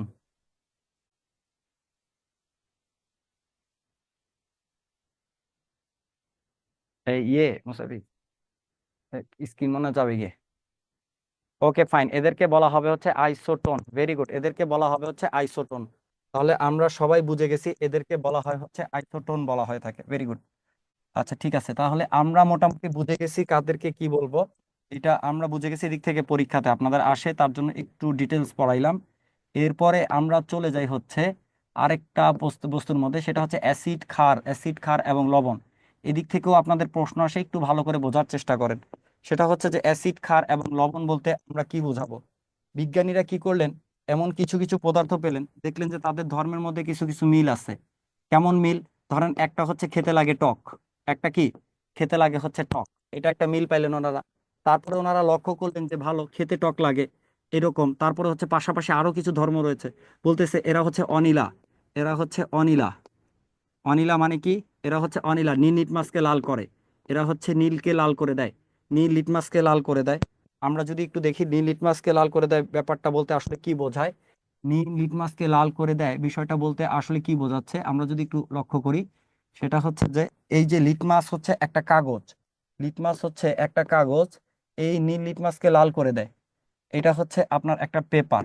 লিটমাস হচ্ছে এরকম একটা কাগজ। এই কাগজকে যখন ওইটাতে ডুবানো হয়, এই পদার্থগুলার পানিতে মিশানোর পরে ডুবানো হইলে তারা এই কাজটা করে। তখন এই ধর্মগুলার ভিত্তিতে তাদেরকে বলা হচ্ছে অ্যাসিড। তাদেরকে বলা হচ্ছে অ্যাসিড। এখন অনিলা মানে কি? অনিলা মানে হচ্ছে অম্ল। অ্যাসিডের বাংলা হচ্ছে অম্ল। অ্যাসিডের বাংলা হচ্ছে অম্ল। আবার আসি, সেটা হচ্ছে যে বিজ্ঞানীরা আরেক ধরনের পদার্থ দেখলেন, তাদেরকে বলা হচ্ছে ক্ষার বা ক্ষারক। তাদেরকে বলা হচ্ছে ক্ষার বা ক্ষারক বলা হয়। ঠিক আছে, ক্ষার বা ক্ষারক বলা হয়ে থাকে। তো এটা কি করে, এরা আবার খেতে টক লাগে না, খেতে একটু আপনার একটু খার খার লাগে, কেমন মুখে ধক ধক লাগে। এটা আবার একটু পিচ্ছিল প্রকৃতির হয়। এরা আবার একটু পিচ্ছিল প্রকৃতির হয়। আর এরা হয় হচ্ছে একটু খালামণি প্রকৃতির। খালামণি মানে কি? ক্ষার হচ্ছে লালকে নীল করে দেয়, খালামণি কি করে লালকে নীল করে দেয়, যে এরকম আগে ছিল লাল, আর এটা ডুবানো মাত্রই, এটা কিন্তু পানি না, এটা হচ্ছে ওই ক্ষার, ডুবানো মাত্রই কি হয়ে গেছে, লাল নীল হয়ে গেছে। লাল নীল হয়ে গেছে। তো এদেরকে একত্রে, মুস্তাফিজ এই স্ক্রিনটা বন্ধ করা লাগবে, ওটা অটো বন্ধ হয়ে যাবে একটু পরে নাইলে, নিজে নিজে। ও আচ্ছা আচ্ছা, ঠিক আছে। এটাকে বলা হয় হচ্ছে আপনার, এটা হচ্ছে এরকম। তো এদেরকে বলা হয় হচ্ছে অ্যাসিড, আর এদেরকে মনে হয় হচ্ছে, এটা মনে রাখার একটা উপায়, অম্ল নীল নির্বাচকে লাল করে। আর এটা পাশাপাশি এদের আরেকটা ধর্ম আছে, এগুলো তো আপনি চোখে দেখতে পারবেন, আরেকটা ধর্ম আছে আপনি চোখে দেখতে পারবেন না। সেটা হচ্ছে জলীয় দ্রবণে H+ আয়ন দান করে। এরা হচ্ছে জলীয় দ্রবণে OH- আয়ন দান করে। কেমন H+ আয়ন বলতে, ধরেন হচ্ছে H2SO4, এটা কি করতে পারে, জলীয় দ্রবণে হচ্ছে H+ আয়ন দান করবে, আর এরকম ভাবে তারা বিভাজিত হয়ে যায়। এরা হচ্ছে বিভাজিত হয়ে যায়। আর এরা দেখতে হচ্ছে এরকম, জলীয় দ্রবণে যখন, মানে জলীয় দ্রবণ মানে যখন পানিতে আপনি মিশাবেন, তখন এরা এভাবে বিভাজিত হয়ে যাবে। এইটা আপনি আবার অবশ্য চোখে দেখবেন না, দেখতে পানির মতোই লাগবে, কিন্তু ভিতরে ভিতরে ঘটনা ঘটে আছে। দেখতে পানির, মানে আপনি বাজার থেকে কিনে আনলেন, এটা দেখতে কঠিন, এবার পানির মধ্যে চিনির মতো গুলাইলেন বা লবণের মতো গুলালেন, গুলাইলে লবণ পানি গুলাইলে কি দেখলে বোঝা যায় লবণ গুলানো আছে? দেখলে কিন্তু বোঝা যায় না, খাইলে বোঝা যায়, তাই না, যে লবণ গুলানো আছে। খাইলে বোঝানো যায় মিষ্টি মিষ্টি লাগতেছে, চিনি গুলানো আছে। ঠিক এদেরকে দেখলে বোঝানো যাবে না, কিন্তু ভিতরে এই ঘটনা ঘটে আছে। ওকে ফাইন। এখন এরা আবার কি করতে পারে, পরস্পর বিক্রিয়া করে, এরা হচ্ছে পরস্পর বিক্রিয়া করে লবণ এবং পানি তৈরি করে। একটা এক্সাম্পল যদি আমি বলি, সেফর এটা একটা হচ্ছে ক্ষার, আর এটা হচ্ছে একটা অ্যাসিড। এটা হচ্ছে একটা অ্যাসিড, এটা অ্যাসিড মানে কি, এটা হচ্ছে এই যে নীলকে লাল করবে, খাইতে টক লাগবে, জলীয় দ্রবণে H+ দিবে। এটা ক্ষার মানে কি, এটা হচ্ছে পিচ্ছিল হবে, এটা হচ্ছে লালকে নীল করে দিবে, OH দিবে। এরা বিক্রিয়া করে কি করে, এরা বিক্রিয়া করে লবণ এবং পানি তৈরি করে। এরা বিক্রিয়া করে লবণ এবং পানি তৈরি করে। তাহলে এই বিক্রিয়াটাকে বলা হয় হচ্ছে প্রশমন বিক্রিয়া। এই বিক্রিয়াটার একটা বিজ্ঞানীরা গাল ভরা নাম দিচ্ছেন, যেটার নাম হচ্ছে প্রশমন বিক্রিয়া। যে এই বিক্রিয়াটাকে বলা হয় হচ্ছে, এই বিক্রিয়াটাকে বলা হয় হচ্ছে প্রশমন বিক্রিয়া। এই বিক্রিয়াটাকে বলা হয় হচ্ছে প্রশমন বিক্রিয়া, ঠিক আছে। এইটার নাম হচ্ছে প্রশমন বিক্রিয়া। এটাকে বলা হয় হচ্ছে প্রশমন বিক্রিয়া বলা হয় থাকে, যেখানে লবণ এবং পানি তৈরি করতেছে। আর এই যে লবণটা আপনারা দেখতে পারতেছেন, লবণ তো মেলা প্রকৃতির হয়। এইটা হচ্ছে আমাদের খাদ্য লবণ বা টেবিল সল্ট বলা হয়। এই লবণটাকে বলা হয় হচ্ছে খাদ্য লবণ বা টেবিল সল্ট বলা হয়ে থাকে। এই লবণটাকে চলে গেছে ইয়ে এই লবণটাকে বলা হচ্ছে খাদ্য লবণ। আচ্ছা, এখন একটা অ্যাসিড কতটুকু শক্তিশালী, মানে অ্যাসিডের মতো তো পার্থক্য আছে, আপনারা জানেন না যে টক তো লেবুও টক তেঁতুলও টক, তাই না? টক হচ্ছে লেবুও টক তেঁতুলও টক। তাহলে এই যে টকে টকে পার্থক্য আমরা কিভাবে বুঝি? অ্যাসিডের তীব্রতা, এই তীব্রতা পরিমাপ করার জন্য একটা স্কেল আছে। এই স্কেল এটা দিয়ে এই তীব্রতা পরিমাপ করা হয়। এই স্কেলের মান 0 থেকে শুরু হয়, 14তে গিয়ে শেষ হয়, এবং মাঝামাঝি যেটা আছে সেটা হচ্ছে 7, যেটাকে বলা হবে নিরপেক্ষ। তার মানে কি অ্যাসিডও না ক্ষারও না, তার মানে কি অ্যাসিডও না ক্ষারও না। এইবার একটু লক্ষ্য করি, এই যে এই পাশে যারা যারা আছে অর্থাৎ 0 থেকে 7-এর মধ্যে, তাদেরকে বলা হয় হচ্ছে অম্লীয়। তারা কেমন? তাদের ধর্মটা হচ্ছে অম্লীয়। আর যদি এটা হয় হচ্ছে আপনার ইয়ের বেশি, 7-এর চেয়ে বেশি, তাহলে এটাকে বলা হবে হচ্ছে ক্ষারীয়। এইটাকে বলা হবে হচ্ছে ক্ষারীয়। ক্ষারের ব্যাপারে একটা কথা আপনাদেরকে বলি, এটা হচ্ছে একটা ক্ষারক বাক্স। এর মধ্যে ছোট্ট একটা পুঁটলি আছে যার নাম হচ্ছে ক্ষার। এটা হচ্ছে একটা ক্ষারক বাক্স যার মধ্যে একটা পুঁটলি আছে যার নাম হচ্ছে ক্ষার। তার মানে কি সকল ক্ষারই ক্ষারক, কিন্তু সকল ক্ষারক ক্ষার নয়। সকল ক্ষারই ক্ষারক, এই ছবিটা ভালো করে মনের মধ্যে গেঁথে রাখেন। সকল ক্ষারই হচ্ছে ক্ষারকের ভিতরে আছে, কিন্তু সকল ক্ষার, মনে করেন আরো অনেকগুলা পুঁটলি আছে যাদেরকে আমরা ক্ষার বলবো না, একটা পুঁটলিকে ক্ষার বলা হচ্ছে। তার মানে ওই পুঁটলিগুলা কি ক্ষারক হইলেও তারা কি নয়, তারা হচ্ছে কি ক্ষার নয়। তো সকল হচ্ছে ক্ষারই ক্ষারক, কিন্তু সকল ক্ষারকই কি না ক্ষার নয়। আচ্ছা, তাহলে আমরা অম্লীয় সম্পর্কে জানলাম, আমরা ক্ষারীয় সম্পর্কে জানলাম। এটা হচ্ছে পিএইচ স্কেল দিয়ে আমরা এটা করতে পারি। নিরপেক্ষ কে হইতে পারে? এরকম নিরপেক্ষ, নিরপেক্ষ হইতে পারে বিশুদ্ধ পানি, নিরপেক্ষ হইতে পারে হচ্ছে বিশুদ্ধ পানি। এইবার হচ্ছে প্রশ্ন করার পালা। আমাদের রক্তের পিএইচ এর মান হচ্ছে 7.4। আমাদের রক্তের, আচ্ছা তার আগে বলেন, আপনারা কি বুঝতে পারছেন সবাই? এটা বুঝি নাই এমন কেউ আছি? এটা বুঝি নাই এমন কেউ আছি? আচ্ছা, এটা হচ্ছে ফার্স্ট কোয়েশ্চেন, যে এটা বুঝতে পারি নাই এমন কেউ আছি? হাত তুলছেন হচ্ছে আমাদের কোন স্যার? বলেন স্যার, আপনি কি বলবেন? সুমন স্যার বলেন। স্যার এই যে এখানে বুঝি নাই স্যার, ক্ষারক ক্ষার, স্যার এটা একটু সমস্যা। ক্ষারক বুঝেন নাই? চুন আছে না, চুন খায় দেখেন, চুন হচ্ছে একটা ক্ষারক, খাইতে কেমন লাগে দেখেন আপনি খালি। চুন হচ্ছে একটা ক্ষারক, হ্যাঁ, ক্লিয়ার? জি চুন, স্যার। চুন খাইলেন তাহলে আপনি বুঝতে পারবেন, ওইটা হচ্ছে ক্ষারক আর কি। আর লেবু খাইলে বুঝবেন এটা একটা অ্যাসিড। তাহলে যেগুলা স্বাদ হচ্ছে লেবুর মতো আর কি, টক টক লাগবে, সেগুলা সেই জাতীয় পদার্থকে আমরা অ্যাসিড বলি। যেমন আপনারা তেঁতুল খাইলে বুঝবেন, আপনারা হচ্ছে লেবু খাইলে বুঝবেন, এরকম। আর হচ্ছে যে আপনার যেসব খাইলে হচ্ছে চুনের মতো লাগবে, যেমন হচ্ছে পাতার রস খাইলে যেমন একটা লাগে না, তারপর হচ্ছে পান পান পান খাইলে কিরকম একটা লাগে, এগুলোর মধ্যে মূলত খাট টাট থাকে আর কি। স্যার ঠিক আছে, এটার মূল বিষয়বস্তু কি হবে তাহলে স্যার? মূল সকল বিষয় হচ্ছে কি, আসলে বিজ্ঞানীরা বিভিন্ন ধর্মের ভিত্তিতে পদার্থকে বিভিন্ন ভাগে ভাগ করছে। তো এই যে কয়েকটা বৈশিষ্ট্য বললাম, এদের ভিত্তিতে একটা ভাগ করছে যে এরা হচ্ছে অম্ল, আবার আরেকটা ভিত্তিতে ভাগ করছে এটা হচ্ছে ক্ষারক। এটা হচ্ছে আগেরটার মধ্যে এই যে এইটা, এই বৈশিষ্ট্যগুলোর উপর ভিত্তিতে তারা এরকম একটা শ্রেণী বিভাগ করছে। হ্যাঁ, শ্রেণী বিভাগ করছে, বলে না আমরা শ্রেণী বিভাগ করি না, আওয়ামী লীগ বিএনপি জামাত আমরা ভাগ করি না, এরকম আর কি বিজ্ঞানীরা বিভিন্ন ভাগে পদার্থকে ভাগ করছে।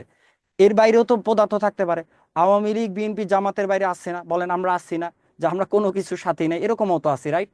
তো এটা জি হচ্ছে স্যার। এরকম যে অ্যাসিড ক্ষারের বাইরেও আরো বিভিন্ন পদার্থ আছে। তবে আপনি হচ্ছে যারা নৌকায় ভোট দিবে তারা আওয়ামী লীগ, যারা হচ্ছে কি বলে ধানের শীষে ভোট দিবে তারা বিএনপি, এরকম। এর বাইরেও তো লোক থাকে, থাকে না? এরকম ভাবে বিজ্ঞানীরা বিভিন্ন ভাগে ভাগ করছে। এই হচ্ছে একটা শ্রেণী বিভাগ, ক্লিয়ার? তাহলে স্যার ওই যে ক্ষারকের যে একটা স্যার বক্স দেখাইলেন স্যার, হ্যাঁ, তাহলে আপনার সমস্যা বক্সের মধ্যে, আপনি সেটাই খালি করছেন না, আমি তো বুঝছি যে সুমন স্যারের সমস্যা হলো বাক্সটা নিয়ে, যে এই বাক্সটা আপনি কই পাইছেন নিয়ে কোন স্যার।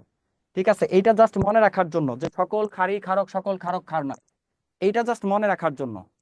ঠিক আছে, এইটার আর ডিটেলসে গেলাম না আর কি, এটা মনে রাখবেন পরীক্ষাতে আসে আর কি, যে নিচের কোনটি সত্য, সকল ক্ষারই ক্ষারক, সকল ক্ষারক ক্ষার নয়। জি স্যার বুঝতে ঠিক পারছি। আছে, আচ্ছা ওকে ফাইন, এটা হচ্ছে বিষয় আর কি।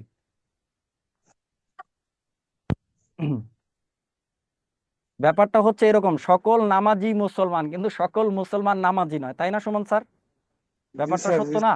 ওইরকম আর কি, সকল নামাজি মুসলমান কিন্তু সকল মুসলমান কি নয়, নামাজি নয়, এরকম আর কি। যে সব খার, এটা হচ্ছে ধরেন আপনার নামাজি, আর এটা হচ্ছে মুসলমান, এরকম কিছু বাইরে আছে মসজিদের বাইরে ঘোরাঘুরি করে, আর এখানে আছে মাঝখানে আছে কিছু নামাজি। সবাই কি জি বুঝতে স্যার। পারছেন? সবাই যদি বুঝতে পারি, আচ্ছা এবার বলেন তো যে বুঝতে পারছি একটা ব্যাপার, যে স্যার বুঝতে পারছি, আরেকটা ব্যাপার স্যার বুঝি না, এর মাঝখানে আরেকটা আছে কি, যে স্যার মাঝামাঝি আরেকটা আছে, এটা হলো বোরিং স্যার। ব্যাপারটা বোরিং লাগতেছে, এরকম কেউ আছে নাকি যে স্যার আপনি যা করছেন বিষয় এত বোরিং, এত বিচ্ছিরি বিষয় জীবনে শুনি নাই, এরকম কি কেউ আছে? যে স্যার আপনি যে বলতেছেন এরকম বোরিং এমন বিচ্ছিরি বিষয়গুলো কখনোই শুনি নাই। না একেবারে সুন্দর করে, মানে একবারে কোনো বিনয়ের দরকার না, একেবারে স্ট্রেট বলে দিতে পারেন। আপনার টিচার হবেন সামনে, আপনারা স্ট্রেট না বললে কেমনে হবে বলেন? আচ্ছা ঠিক আছে, থ্যাংক ইউ। ওকে ফাইন, তাহলে এবার হচ্ছে প্রশ্ন উত্তরের পর্ব। সেটা হচ্ছে যে আমাদের রক্তের পিএইচ এর মান হচ্ছে 7.4, মানে রক্তের মধ্যে যদি আপনি পিএইচ নেন, এখন পিএইচ হচ্ছে এখন হচ্ছে যে মোকাররম স্যার বলতেছে কি বিজ্ঞান ইকুয়ালস টু মজা প্লাস বোরিং এর মিশ্রণ। না না, এটা তাহলে হচ্ছে আমি মনে হয় আপনার কাছে বিজ্ঞানকে বোরিং করে ফেলছি। বিজ্ঞান কখনো বোরিং না, জানেন? আপনাদের তো পরীক্ষায় আসে না। আপনার হচ্ছে যে ইয়েতে লেকচার আছে হচ্ছে 13টা না 14টা বিসিএস এর জন্য বিজ্ঞানে বরাদ্দকৃত লেকচার, অন্যান্য জায়গায় আরো বেশি থাকে, বুঝতে পারছেন? আচ্ছা, এরকম 20টা 25টা লেকচারও দেয় কোনো কোনো ইয়াতে। বোরিং হলে কি কেউ এরকম এতগুলো দিত বলেন? মানে বিসিএস এর ক্ষেত্রে বেশি, কারণ প্রশ্ন তো বেশি আসে ওটাই। পিএইচ এর মান হচ্ছে 7.4। এখন এইটা মাপার জন্য একটা মিটার পাওয়া যায় কিনতে, মিটারটা ডুবাইলে মিটার হচ্ছে ডিজিটাল মিটার মতো ঘড়ির মতো আসে 7.4। রক্তের পিএইচ এর মান হচ্ছে 7.4। এখন আমার প্রশ্নটা হচ্ছে কি, যে রক্ত কি অম্লীয় না ক্ষারীয়? রক্ত কি অম্লীয় না ক্ষারীয়, এটা হচ্ছে আমার কোশ্চেন। এ ফর অম্লীয়, এ ফর অম্লীয়, বি ফর ক্ষারীয়, সি ফর নিরপেক্ষ, সি ফর নিরপেক্ষ। আপনারা জাস্ট এবিসি বলেন, তাতেই ইয়ে হবো রক্ত। হ্যাঁ, এটা কে বলতেছে হচ্ছে? সি হবে, খারি খারি হবে।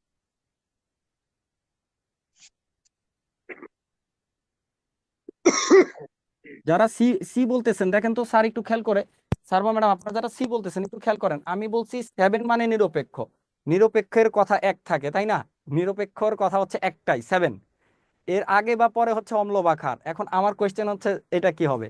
তো আলহামদুলিল্লাহ সবাই আপনারা মেজরিটি, একেবারে একজন দুজন ছাড়া সবাই আপনারা কারেক্ট আনসার করছেন।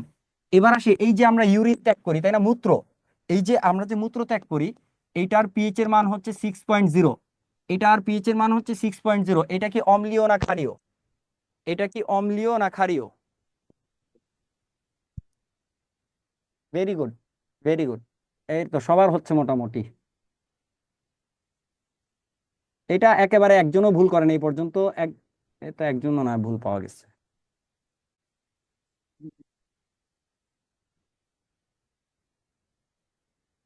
মৌমিতা, মৌমিতা ম্যাডাম আপনি ভুল বললেন কেন বলেন তো? তারপরে বলছে হচ্ছে হারুন স্যার সম্ভবত ভুল বলছেন। আপনি কেন এটা ভুল বললেন কেন বলেন তো হারুন স্যার?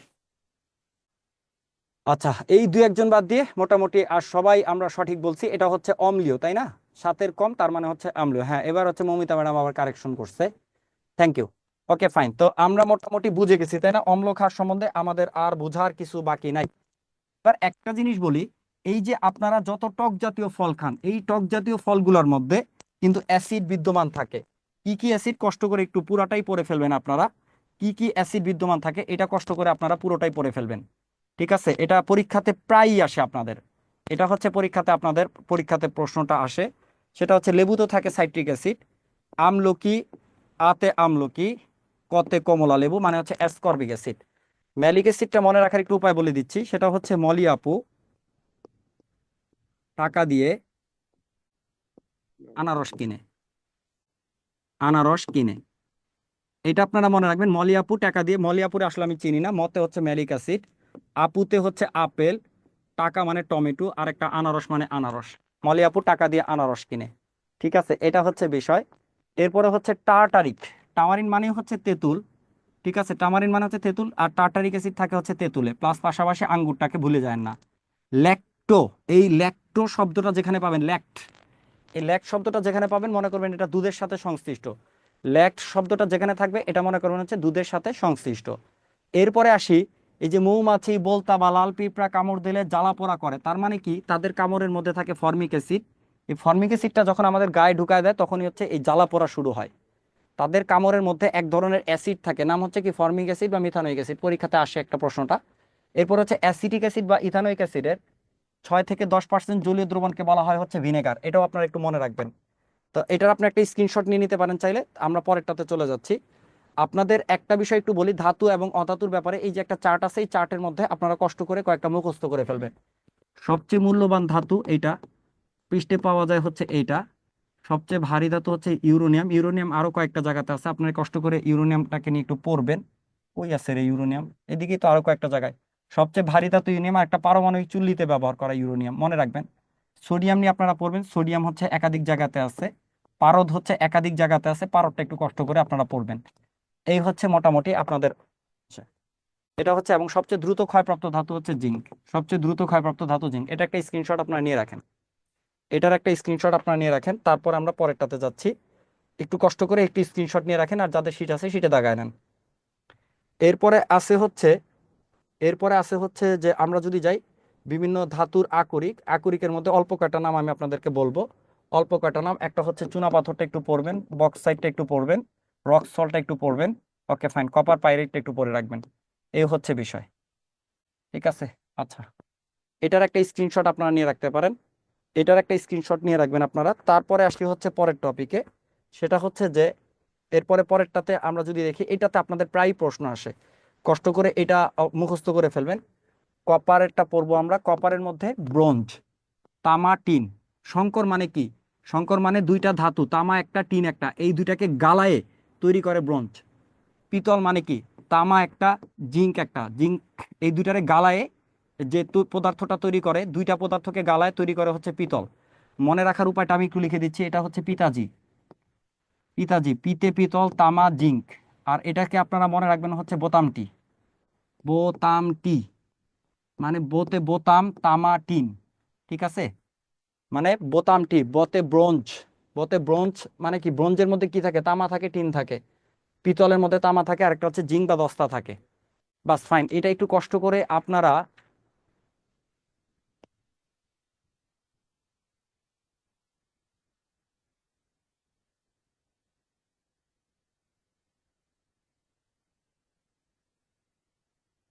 আচ্ছা ওকে ফাইন। তারপরে হচ্ছে যে অ্যালুমিনিয়াম হচ্ছে ডুরালুমিন।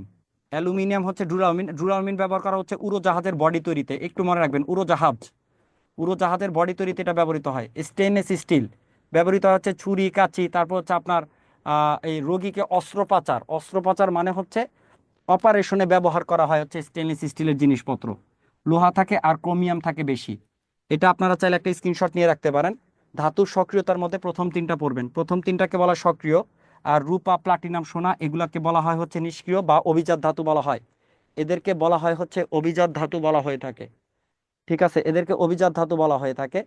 বাম পাশ থেকে আমরা কি বলবো? আচ্ছা, ধাতু হচ্ছে তাপ এবং বিদ্যুৎ পরিবাহী, আর অধাতু হচ্ছে তাপ ও বিদ্যুৎ অপরিবাহী। অধাতু হচ্ছে কি? তাপ এবং বিদ্যুৎ অপরিবাহী।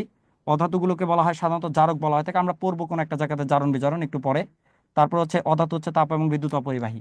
জাস্ট একটা স্ক্রিনশট এনাফ, একটা স্ক্রিনশট আপনারা নেবেন। তারপরে হালকা ধাতু, হালকা ধাতু হচ্ছে লিথিয়াম। লিথিয়াম স্যার হালকা ধাতু হচ্ছে, রুবেল স্যার শুনেন, হালকা ধাতু হচ্ছে লিথিয়াম। মানে হালকা মানে হচ্ছে হালকা, মানে এটা ওয়েট কম, ঠিক আছে? ধাতু বলতে কাদেরকে বোঝায়? যেমন লোহা, তামা, টিন, এগুলা কিন্তু মৌলিক পদার্থ, এগুলো ধাতু, এগুলো একটু ভারী হয়, তাই না? লিথিয়াম, সোডিয়াম এগুলো একটু হালকা হালকা হয়। এটা একটা স্ক্রিনশট নিলে তারপরে আমি চলে যাচ্ছি হচ্ছে এরপরে হচ্ছে যে ধাতু এবং অধাতু। এই জায়গা থেকে আমরা কয়েকটা বিষয় একটু লক্ষ্য করি। খাট ধাতু এবং মৃৎখাট ধাতু একটু মনে রাখবেন।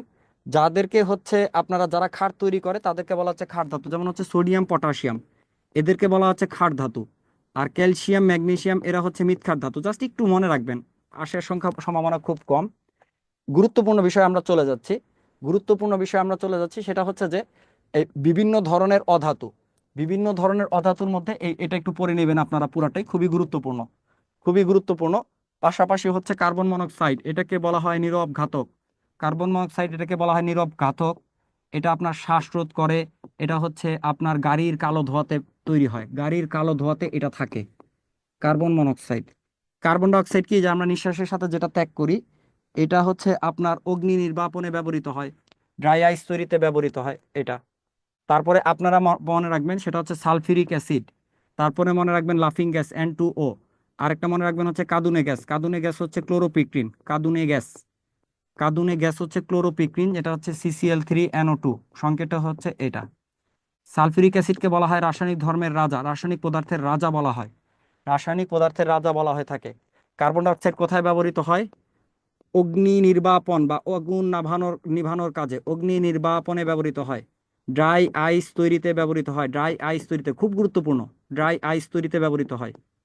এমন হইতে পারে এই এই কয়েকটা লেখা লিখছি না, এই দিক থেকে আপনাদের একটা প্রশ্ন চলে আসছে পরীক্ষাতে, এদিক থেকে আপনাদের একটা এমনকি দুইটা প্রশ্ন চলে আসছে এইটুক লেখার মধ্যেই, উপরে আর নিচে মিলা এই দুইটা লেখার মধ্যে দেখা যাবে একটা প্রশ্ন চলে আসছে, অর্থাৎ আপনি এক পেতে যাচ্ছেন আর কি, জাস্ট 1 মিনিটের পড়াতেই। ঠিক আছে, ওকে ফাইন। তাহলে আমরা পরের টপিকে যেতে পারি। আমরা পরের টপিকে যাই, সেটা হচ্ছে যে মোটামুটি আমরা ধাতু অধাতু সম্বন্ধে পড়লাম। বহুরূপতা, বহুরূপতার মধ্যে একটা বিষয় একটু বলে দিই, বহুরূপতা মানে কি? বহুরূপী, তাই না? আচ্ছা, আরেকটা ব্যাপার মনে হয় দিক থেকে ইয়ে হয়ে গেছে, স্কিপ হয়ে গেছে, সেটা হচ্ছে এই গুরুত্বপূর্ণ যোগের নাম। গুরুত্বপূর্ণ যোগের নামের মধ্যে আপনারা একটু কষ্ট করে পড়বেন, যেটা সেটা হচ্ছে যে কাপড় কাচার সোডা, কস্টিক সোডা, খাবার সোডা, ব্লিচিং পাউডার, এই কটা পড়বেন। একটু লিখে দিতে পারেন চাইলে, খাবার সোডা, কস্টিক সোডা, কাপড় কাচার সোডা, এদের সংকেত, এদের সংকেত আপনারা একটু পড়ে ফেলবেন। এই হচ্ছে মোটামুটি, এটাকে স্ক্রিনশট নেন। আমরা অন্য অন্যগুলোতে যাই, জাস্ট এগুলো আপনাদের মুখস্থ করা লাগবে, বোঝার কোনো বিষয় নাই। বুঝার বিষয়গুলো তো আমি বুঝাই দিলাম গল্প স্বল্পর মাধ্যমে, তাই না? এতক্ষণ যে গল্পগুলো করছি এগুলো হচ্ছে বোঝানোর ব্যাপার। এখন বুঝার শেষে মুখস্থ করা লাগবে কিছু বিষয়, সেটা বলতেছি। বহুরূপতা মানে কি? মানে বহুরূপতার ব্যাপারে আপনাদের বলে খুবই গুরুত্বপূর্ণ, পরীক্ষাতে আসে। সেটা কি? সেটা হচ্ছে বহুরূপী, মানে রূপ, বিভিন্ন রূপ প্রদর্শন করে। যেমন ধরেন কার্বন, কার্বন হচ্ছে একটা, মানে আমাদের একটা অধাতু। কার্বন হচ্ছে একটা অধাতু। এটা হচ্ছে যে প্লাটিনামটা কি? প্লাটিনাম হচ্ছে সবচেয়ে দামি। কার্বনের মধ্যে দুইটা রূপ দেখেন, একটা হচ্ছে গ্রাফাইট, একটা হচ্ছে গ্রাফাইট, আর একটা হচ্ছে হীরক। একটু খেয়াল করেন, হীরক একটু যদি বোঝার চেষ্টা করি, একই জিনিস। হীরক তো জল জল করে, উজ্জ্বল। আর গ্রাফাইট কোথায়? পেন্সিলের শীষে থাকে। পেন্সিলের যে শীষ, এটার মধ্যে গ্রাফাইট থাকে, তাই না? পেন্সিলে থাকে, ওকে ফাইন। গ্রাফাইট কি, হীরক কি? এটা একটা অধাতু। অধাতু কি করে? তাপ এবং বিদ্যুৎ অপরিবাহী, তাপ ও বিদ্যুৎ অপরিবাহী, তাই না? এটা হচ্ছে অধাতুর একটা নমুনা, অপরিবাহী। অতে অধাতু, অতে অপরিবাহী। কিন্তু গ্রাফাইট কিন্তু পরিবাহী। গ্রাফাইট তাপ এবং বিদ্যুৎ পরিবাহী। এইটা হচ্ছে সবচেয়ে মজার একটা ব্যাপার, এটাও পরীক্ষাতে আসে। নিচের কোনটি অধাতু হওয়া সত্ত্বেও তাপ এবং বিদ্যুৎ পরিবহন করে? উত্তর হচ্ছে গ্রাফাইট অথবা কার্বন। উত্তর হচ্ছে গ্রাফাইট অথবা কার্বন। সাধারণত অধাতু সমূহ হয় হচ্ছে জারক। সাধারণত অধাতু সমূহ হয় হচ্ছে জারক। একমাত্র কার্বন হচ্ছে কি? বিজারক। কার্বন হচ্ছে অধাতু হওয়া সত্ত্বেও বিজারক। কার্বন পুরাই উল্টাপাল্টা, কার্বন হচ্ছে পুরাই উল্টাপাল্টা। আচ্ছা, ওকে ফাইন। তাহলে আমরা হচ্ছে পরের আরেকটা টপিকে চলে যাচ্ছি। এদিকে একটু নিষ্ক্রিয় গ্যাসের ব্যবহারগুলো আপনারা দেখে রাখবেন, অবশ্যই অবশ্যই পড়বেন, পরীক্ষাতে প্রশ্ন আসে এই জায়গা থেকে। এরপর আছে যে জারণ বিজারণ। জারণ বিজারণের ব্যাপারে আমি বেশি কথা বলবো না, দুইটা কথা বলবো। একটা হচ্ছে যার যায় সে হচ্ছে জারণ। যাওয়া মানে হচ্ছে জারণ। কি যায়? ইলেকট্রন যায়। জারণ মানে কি? ইলেকট্রন যায়, মানে ইলেকট্রনকে ছেড়ে দিচ্ছে, ইলেকট্রন ছাড়ন। জারণ মানে হচ্ছে ইলেকট্রন ছাড়ন। বিজারণ মানে হচ্ছে কি? উল্টা। জারণের উল্টা হচ্ছে বিজারণ, তার মানে কি? ইলেকট্রন গ্রহণ। যার যায় সেটা হচ্ছে জারণ। কি যায়? ইলেকট্রন যায়। তো জারণ ঘটায় যে সে হচ্ছে জারক। জারণ ঘটায় যে সে হচ্ছে জারক। সে কিভাবে জারণ ঘটায়? এই যে ইলেকট্রনটা সে খেয়ে ফেলে, মানে ইলেকট্রনটাকে সে গ্রহণ করে ফেলে। আর বিজারক ঘটায় যে সে হচ্ছে বিজারক। কেমন তারা বিজারণ করে? এই যে ইলেকট্রনকে তাকে গ্রহণ করায়, ওরে বাধ্য করে ইলেকট্রন গ্রহণ করতে, তার মানে এই যে ইলেকট্রনটা যাচ্ছে এটা ত্যাগ করতেছে হচ্ছে বিজারক। Okay fine. জারণ মানে হচ্ছে ইলেকট্রন চলে যাওয়া বা ইলেকট্রন ছাড়ন বা ইলেকট্রন বর্জন। আর বিজারণ মানে হচ্ছে ইলেকট্রন গ্রহণ। প্যাচ লেগে যায়, একটু ভেঙে বললাম আর কি, ঠিক আছে? আপনারা এটার একটা স্ক্রিনশট নিয়ে রাখবেন, একটু কষ্ট করে বিষয়টা বোঝার চেষ্টা করবেন। এই যে ইলেকট্রন ছাড়ন, ইলেকট্রন ছাড়াই নিয়ে যাচ্ছে, নিয়ে কি করতেছে? নিজে খেয়ে ফেলতেছে। কে খেয়ে ফেলতেছে? জারক খেয়ে ফেলতেছে। তার মানে কি? জারক ইলেকট্রন গ্রহণ করতেছে, আর বিজারক কি করতেছে? ইলেকট্রন ত্যাগ করতেছে। বিজারকটা হচ্ছে ইলেকট্রন ত্যাগ করতেছে, কিন্তু বিজারণ মানে আবার ইলেকট্রন গ্রহণ। Okay fine. তো এই হচ্ছে মোটামুটি ব্যাপার, এখানে আপনাদের টেকনিকটা লেখা আছে। এরপরে আমাদের আরো দুইটা গুরুত্বপূর্ণ টপিক বাকি আছে, একটা হচ্ছে শব্দ আর একটা হচ্ছে চুম্বক এবং চুম্বকত্ব। তার আগে আমি আপনাদেরকে চুম্বকত্বটা পড়াই, দেন লাস্টে হচ্ছে শব্দটা পড়াই। আগে একটু চুম্বকত্বের মধ্যে চলে যাই। চুম্বকত্ব থেকেও আপনাদের মোটামুটি প্রশ্ন আসে, একটু মনে রাখবেন আপনারা চুম্বকত্বের মধ্যে যেটা পড়বো।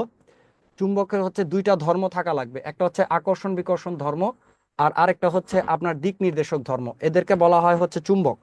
যে সকল পদার্থ, ধরেন আমি এই পদার্থটাকে চুম্বক বলতে চাচ্ছি, একটু খেয়াল করেন, আমি এটাকে চুম্বক বলতে চাচ্ছি, এইটার দুইটা ধর্ম থাকা লাগবে। এক, আকর্ষণ বিকর্ষণ ধর্ম, মানে এইটা কাউকে কাউকে আকর্ষণ করবে, আবার কোনো কোনো ক্ষেত্রে বিকর্ষণ করবে, এটা হচ্ছে একটা।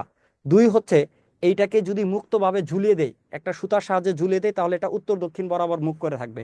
তার মানে হচ্ছে দিক নির্দেশক ধর্ম থাকা লাগবে। এখন চুম্বক হওয়ার জন্য কি প্রাকৃতিক চুম্বক, কৃত্রিম চুম্বক, আপনাদেরকে একটা দুইটা গুরুত্বপূর্ণ বিষয় বলি। প্রাকৃতিক চুম্বক মানে প্রকৃতিতে পাওয়া যায়, যাদেরকে লোডস্টোন বলা হয়, যাদেরকে চুম্বক সবসময় উত্তর দক্ষিণে মুখ করে থাকে, এটা মনে রাখবেন। পৃথিবী একটি বিরাট চুম্বক, কারণ হচ্ছে পৃথিবী একটি বিরাট চুম্বক, এটাকে লোডস্টোন বলা হয়। কৃত্রিম চুম্বকের ব্যাপারে আমি আপনাদেরকে একটা বিষয় বলি, সেটা হচ্ছে যে অস্থায়ী চুম্বক, আরেকটা হচ্ছে স্থায়ী চুম্বক। অস্থায়ী চুম্বক আরেকটা হচ্ছে স্থায়ী চুম্বক, খুব গুরুত্বপূর্ণ, যেটা পরীক্ষাতে আসে আর কি। আপনার অস্থায়ী চুম্বকগুলো ব্যবহার করা হয় কোথায়? অস্থায়ী চুম্বকগুলো ব্যবহার করা হয় হচ্ছে মোটর, জেনারেটর, ট্রান্সফরমার, তারপর হচ্ছে বৈদ্যুতিক ঘন্টা, বৈদ্যুতিক ঘন্টা বা কলিং বেল। একটু কষ্ট করে ইয়ে করে রাখেন, এটা আছে সেটা অবশ্য। বৈদ্যুতিক ঘন্টা, কলিং বেল, এগুলাতে অস্থায়ী চুম্বক ব্যবহার করা হয়। আর স্থায়ী চুম্বক কোথায় ব্যবহার করা হয়? স্থায়ী চুম্বক ব্যবহার করা হয় হচ্ছে আপনার, আচ্ছা এটা হচ্ছে লেখা শেষ হলে আমরা বলি।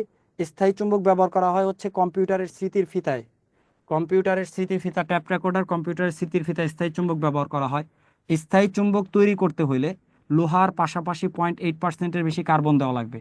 স্থায়ী চুম্বক কাদেরকে দিয়ে তৈরি করা যায়? স্থায়ী চুম্বক তৈরি করা যায় হচ্ছে ফিকনি, ফিকনি, আয়রন, কোবাল্ট, নিকেল। আয়রন মানে লোহা, কোবাল্ট একটা ধাতু, নিকেল একটা ধাতু, এদেরকে দিয়ে সাধারণত পরীক্ষাগারে স্থায়ী চুম্বক তৈরি করা হয়। এদেরকে ব্যবহার করে পরীক্ষাগারে স্থায়ী চুম্বক তৈরি করা হয়ে থাকে। গ্রহণ কি হবে? গ্রহণ কি হবে? প্লাস হবে। গ্রহণ কি? বুঝি নাই, প্রশ্নটা বুঝি নাই, গ্রহণ কি প্লাস হবে? আচ্ছা, স্থায়ী চুম্বক এই তিনটা, ফিকুনি মনে রাখার উপায় হচ্ছে ফিকুনি, এদেরকে দিয়ে স্থায়ী চুম্বক তৈরি করা হয়ে থাকে। আর ট্যাপ রেকর্ডার এবং কম্পিউটারের স্মৃতির ফিতা, এটা ব্যবহার করা হয়। সংকর চুম্বক, অ্যালনিকো হচ্ছে একটা সংকর চুম্বক, এগুলো পরীক্ষাতে আসে। সম্প্রতি উদ্ভাবিত শক্তিশালী স্থায়ী চুম্বক মনে রাখার উপায় হচ্ছে এনআইবি, নিব, নিওডিমিয়াম, বোরন, আয়রন। আচ্ছা, এটা হচ্ছে আপনারা একটু মনে রাখবেন। তারপরে হচ্ছে আমরা চলে যাই হচ্ছে আমাদের লাস্ট টপিক, সেটা হচ্ছে যে শব্দ। চুম্বক পদার্থ, অচুম্বক পদার্থ, যাদেরকে চুম্বক বানানো যায় আর কি, তাদেরকে বলা হয় চুম্বক পদার্থ। যাদেরকে চুম্বক বানানো যায় না তাদেরকে, সেই একই উদাহরণ ফিকনি, ফিকনি, ফিকনি, ইস্পাত, এদেরকে চুম্বক বানানো যায়। আর যাদেরকে চুম্বক বানানো যায় না, সেটা হচ্ছে সোনা, রূপা, তামা, পিতল, প্লাস্টিক, রাবার ইত্যাদি, এদেরকে বলা হয় অচুম্বক পদার্থ। পারবেন আপনারা এগুলো, জাস্ট একবার রিডিং পড়লে হবে, একবার একটু রিডিং পড়লে হবে আশা করি, ঠিক আছে? একটু কষ্ট করে একবার রিডিং পড়বেন। এরপরে চলে যায় হচ্ছে শব্দ। শব্দ কি? শব্দ এক প্রকার শক্তি। শব্দের ব্যাপারে আপনারা পড়েন, কিন্তু পরীক্ষাতে শব্দ থেকে প্রশ্ন আসে। শব্দ কি? এক প্রকার শক্তি, ফার্স্ট কথা। শব্দ কি? এখন আলোচনার টপিক হচ্ছে শব্দ। এইটা কি? এটা হচ্ছে এক প্রকার শক্তি, মনে রাখবেন, শতে শব্দ শতে শক্তি, ওকে ফাইন। এবার হচ্ছে কি, শব্দ তৈরি হওয়ার জন্য কম্পন দরকার। এখন এই যে আপনারা বলবেন যে স্যার আপনি তো অনেকক্ষণ ধরে বকবক করতেছেন, অনেক শব্দ তৈরি হচ্ছে, তাই না? আপনারা তো কাঁপাকাঁপি করতে দেখি না। আমি কাঁপে না, যে কাঁপে এটা হচ্ছে ষড়যন্ত্র, এটা হচ্ছে ষড়যন্ত্র। বিজারক ইলেকট্রন গ্রহণ করে এটা কি ই প্লাস হবে? না না, বিজারক ইলেকট্রন, বিজারক হচ্ছে একটা পদার্থ, পদার্থ থেকে ইলেকট্রন ইদার বের হয়ে যাবে, অথবা একটা পদার্থ ইলেকট্রন কপ করে খেয়ে ফেলবে। ক্লিয়ার? এটা হচ্ছে বিষয়, এটা হচ্ছে বিষয়। এটা প্রশ্ন করছে হচ্ছে জুইমনি, একটা পদার্থ ইলেকট্রন খাবে অথবা একটা পদার্থ তাকে ইলেকট্রন ত্যাগ করবে, এটা। আচ্ছা, কম্পন হচ্ছে এই যে আমার কণ্ঠের যে কম্পন, এটাকে বলা হয় হচ্ছে ষড়যন্ত্র। মহিলাদের ক্ষেত্রে এই যে কণ্ঠটা পাতলা চিকন হয়, তাই না? কারণ কি, এই যে ভোকাল কর্ড যেটা থাকে এটা পাতলা। পুরুষদের ক্ষেত্রে ভোকাল কর্ডটা একটু মোটা হয়, এই কারণে কণ্ঠটা ভারী শোনা যায়, এই কারণে হচ্ছে কণ্ঠটা ভারী শোনা যায়। ক্লিয়ার? এটা হচ্ছে ফ্যাক্টর। এখন এই কম্পনটা, আরেকটা জিনিস অবশ্যই দরকার, সেটা হচ্ছে জড় মাধ্যম। জড় মাধ্যম দরকার। জড় মাধ্যম কি? আশেপাশে বাতাস থাকতে হবে। আপনি যদি এই ঘরের বাতাসগুলোকে বের করে নিয়ে যান, আমার কথা আপনি শুনবেন না, খালি শুনে দেখবেন মুখ নড়তেছে, খালি দেখবেন মুখ নড়তেছে। তার মানে কি, জড় মাধ্যম দরকার। জড় মাধ্যম যেমন চাঁদে, চাঁদে গিয়ে কথা বললে একজন একজন এটা শুনবে না, কারণ কি, চাঁদে কোনো জড় মাধ্যম নেই, বা বায়ুমণ্ডল নেই, বা বায়ু মাধ্যম নেই, কিছু জড় মাধ্যম নেই, বা বায়ু মাধ্যম নেই, বা বায়ুমণ্ডল নেই, এই কারণে চাঁদের শব্দ শোনা যায় না। ক্লিয়ার?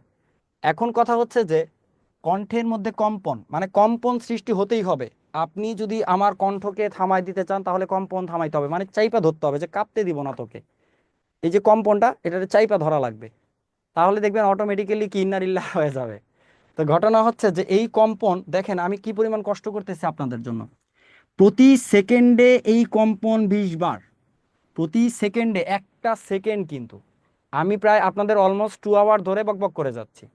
প্রতি সেকেন্ডে 20 বার যদি কম্পন হয়, অথবা প্রতি সেকেন্ডে যদি 20,000 বারের চেয়ে, মানে প্রতি সেকেন্ডে যদি 20-এর কম হয়, তাহলে আপনি আমার কণ্ঠ শুনবেন না।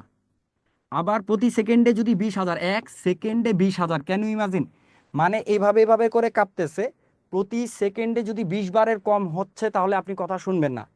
যেহেতু আপনি আমার কথা শুনতেছেন, তার মানে আমার কণ্ঠটা প্রতি সেকেন্ডে 20-এর উপরে কাঁপতেছে। কথা কি ক্লিয়ার? বুঝতে পারছেন কি পরিমাণ কষ্ট করতে হচ্ছে? আপনারা তো হচ্ছে চুপচাপ মুখ বন্ধ করে মিউট করে ক্লাস করতেছেন, ঠিক না? আচ্ছা, তো এইটা হচ্ছে আপনার, এইটাকে বলা হয় হচ্ছে, এই বিষয়টাকে বলা হয় হচ্ছে আপনার, এই ব্যাপারটাকে বলা হয় হচ্ছে শ্রাব্যতার পাল্লা। এইটাকে বলা হয় হচ্ছে শ্রাব্যতার পাল্লা বলা হয়। বাস এইটুকুই আপনারা মনে রাখবেন। এর চেয়ে কম যদি হয়, তাহলে তাকে বলা হয় হচ্ছে শব্দেতর তরঙ্গ। এর চেয়ে বেশি যদি হয়, তাহলে এর চেয়ে বেশি যদি হয়, তাকে বলা হচ্ছে শব্দোত্তর তরঙ্গ। এই শব্দোত্তর তরঙ্গ দিয়ে আমরা কি করতে পারি? এই শব্দোত্তর তরঙ্গ দিয়ে আমরা সমুদ্রের গভীরতা নির্ণয় করতে পারি।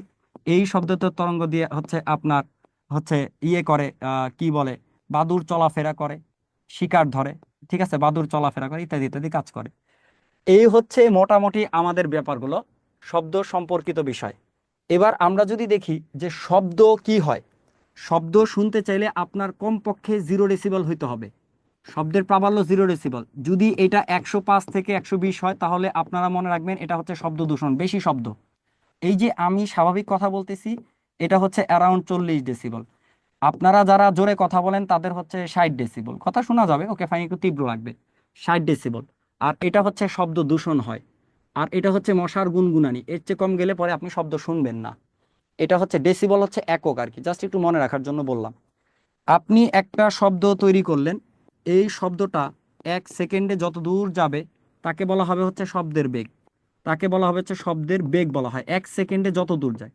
সাধারণত 0 ডিগ্রি সেলসিয়াস তাপমাত্রা এটা যায় হচ্ছে 330 মিটার। সাধারণত 1 সেকেন্ডে এটা 330 মিটার বা 332 মিটার পর্যন্ত যায়।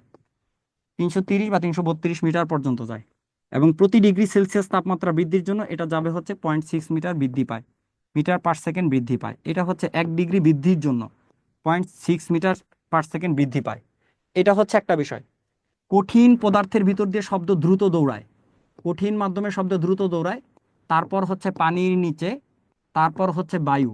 শূন্য মাধ্যমে শব্দ শূন্য, শূন্য মাধ্যমে কি শব্দের বেগ হচ্ছে শূন্য, শূন্য মাধ্যমে শব্দের বেগ হচ্ছে শূন্য। ওকে ফাইন, অনেক গল্প করে ফেললাম, একেবারেই লাস্টে চলে আসছি আমরা, একেবারেই লাস্টে চলে আসছি। সেটা হচ্ছে একটু খেয়াল করি, আর একটু ধৈর্য ধরি। হ্যাঁ, আপনারা অনেকক্ষণ ধৈর্য ধরছেন।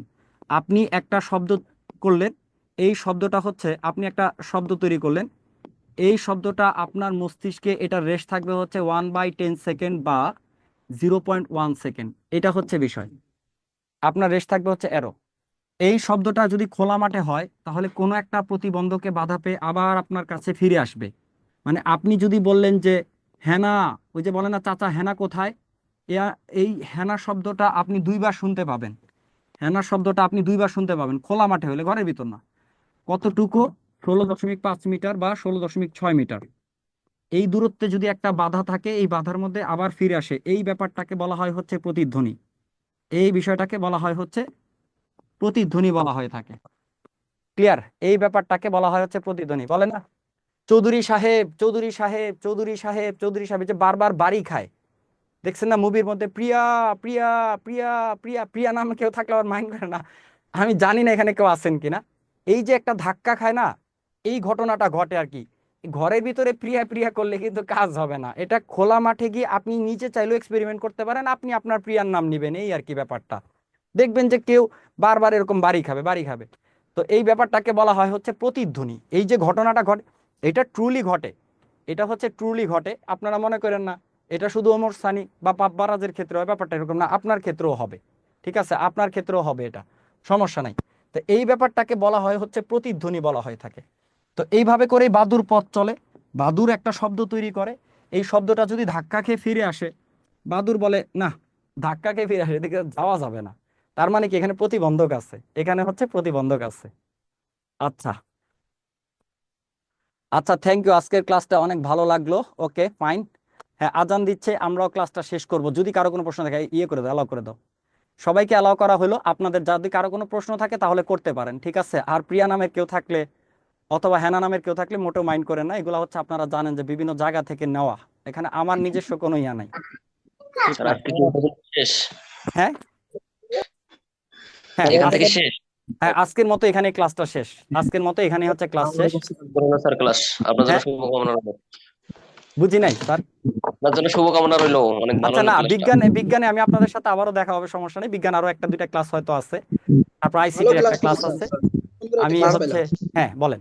আর খোলা মাঠে কোনো বাধা নাই, কিন্তু স্যার আমি জোরে কথা বলছি, তারপরে ওই কথাটা আবার স্যার প্রতিদিন হয়ে ফিরে আসছে, তাহলে স্যার এটা কেমনে কি? না, অবশ্যই বাধা আছে স্যার, আপনি হয়তো খেয়াল করেন নাই। আশেপাশে বাধা আছে স্যার, আছে, অবশ্যই আছে।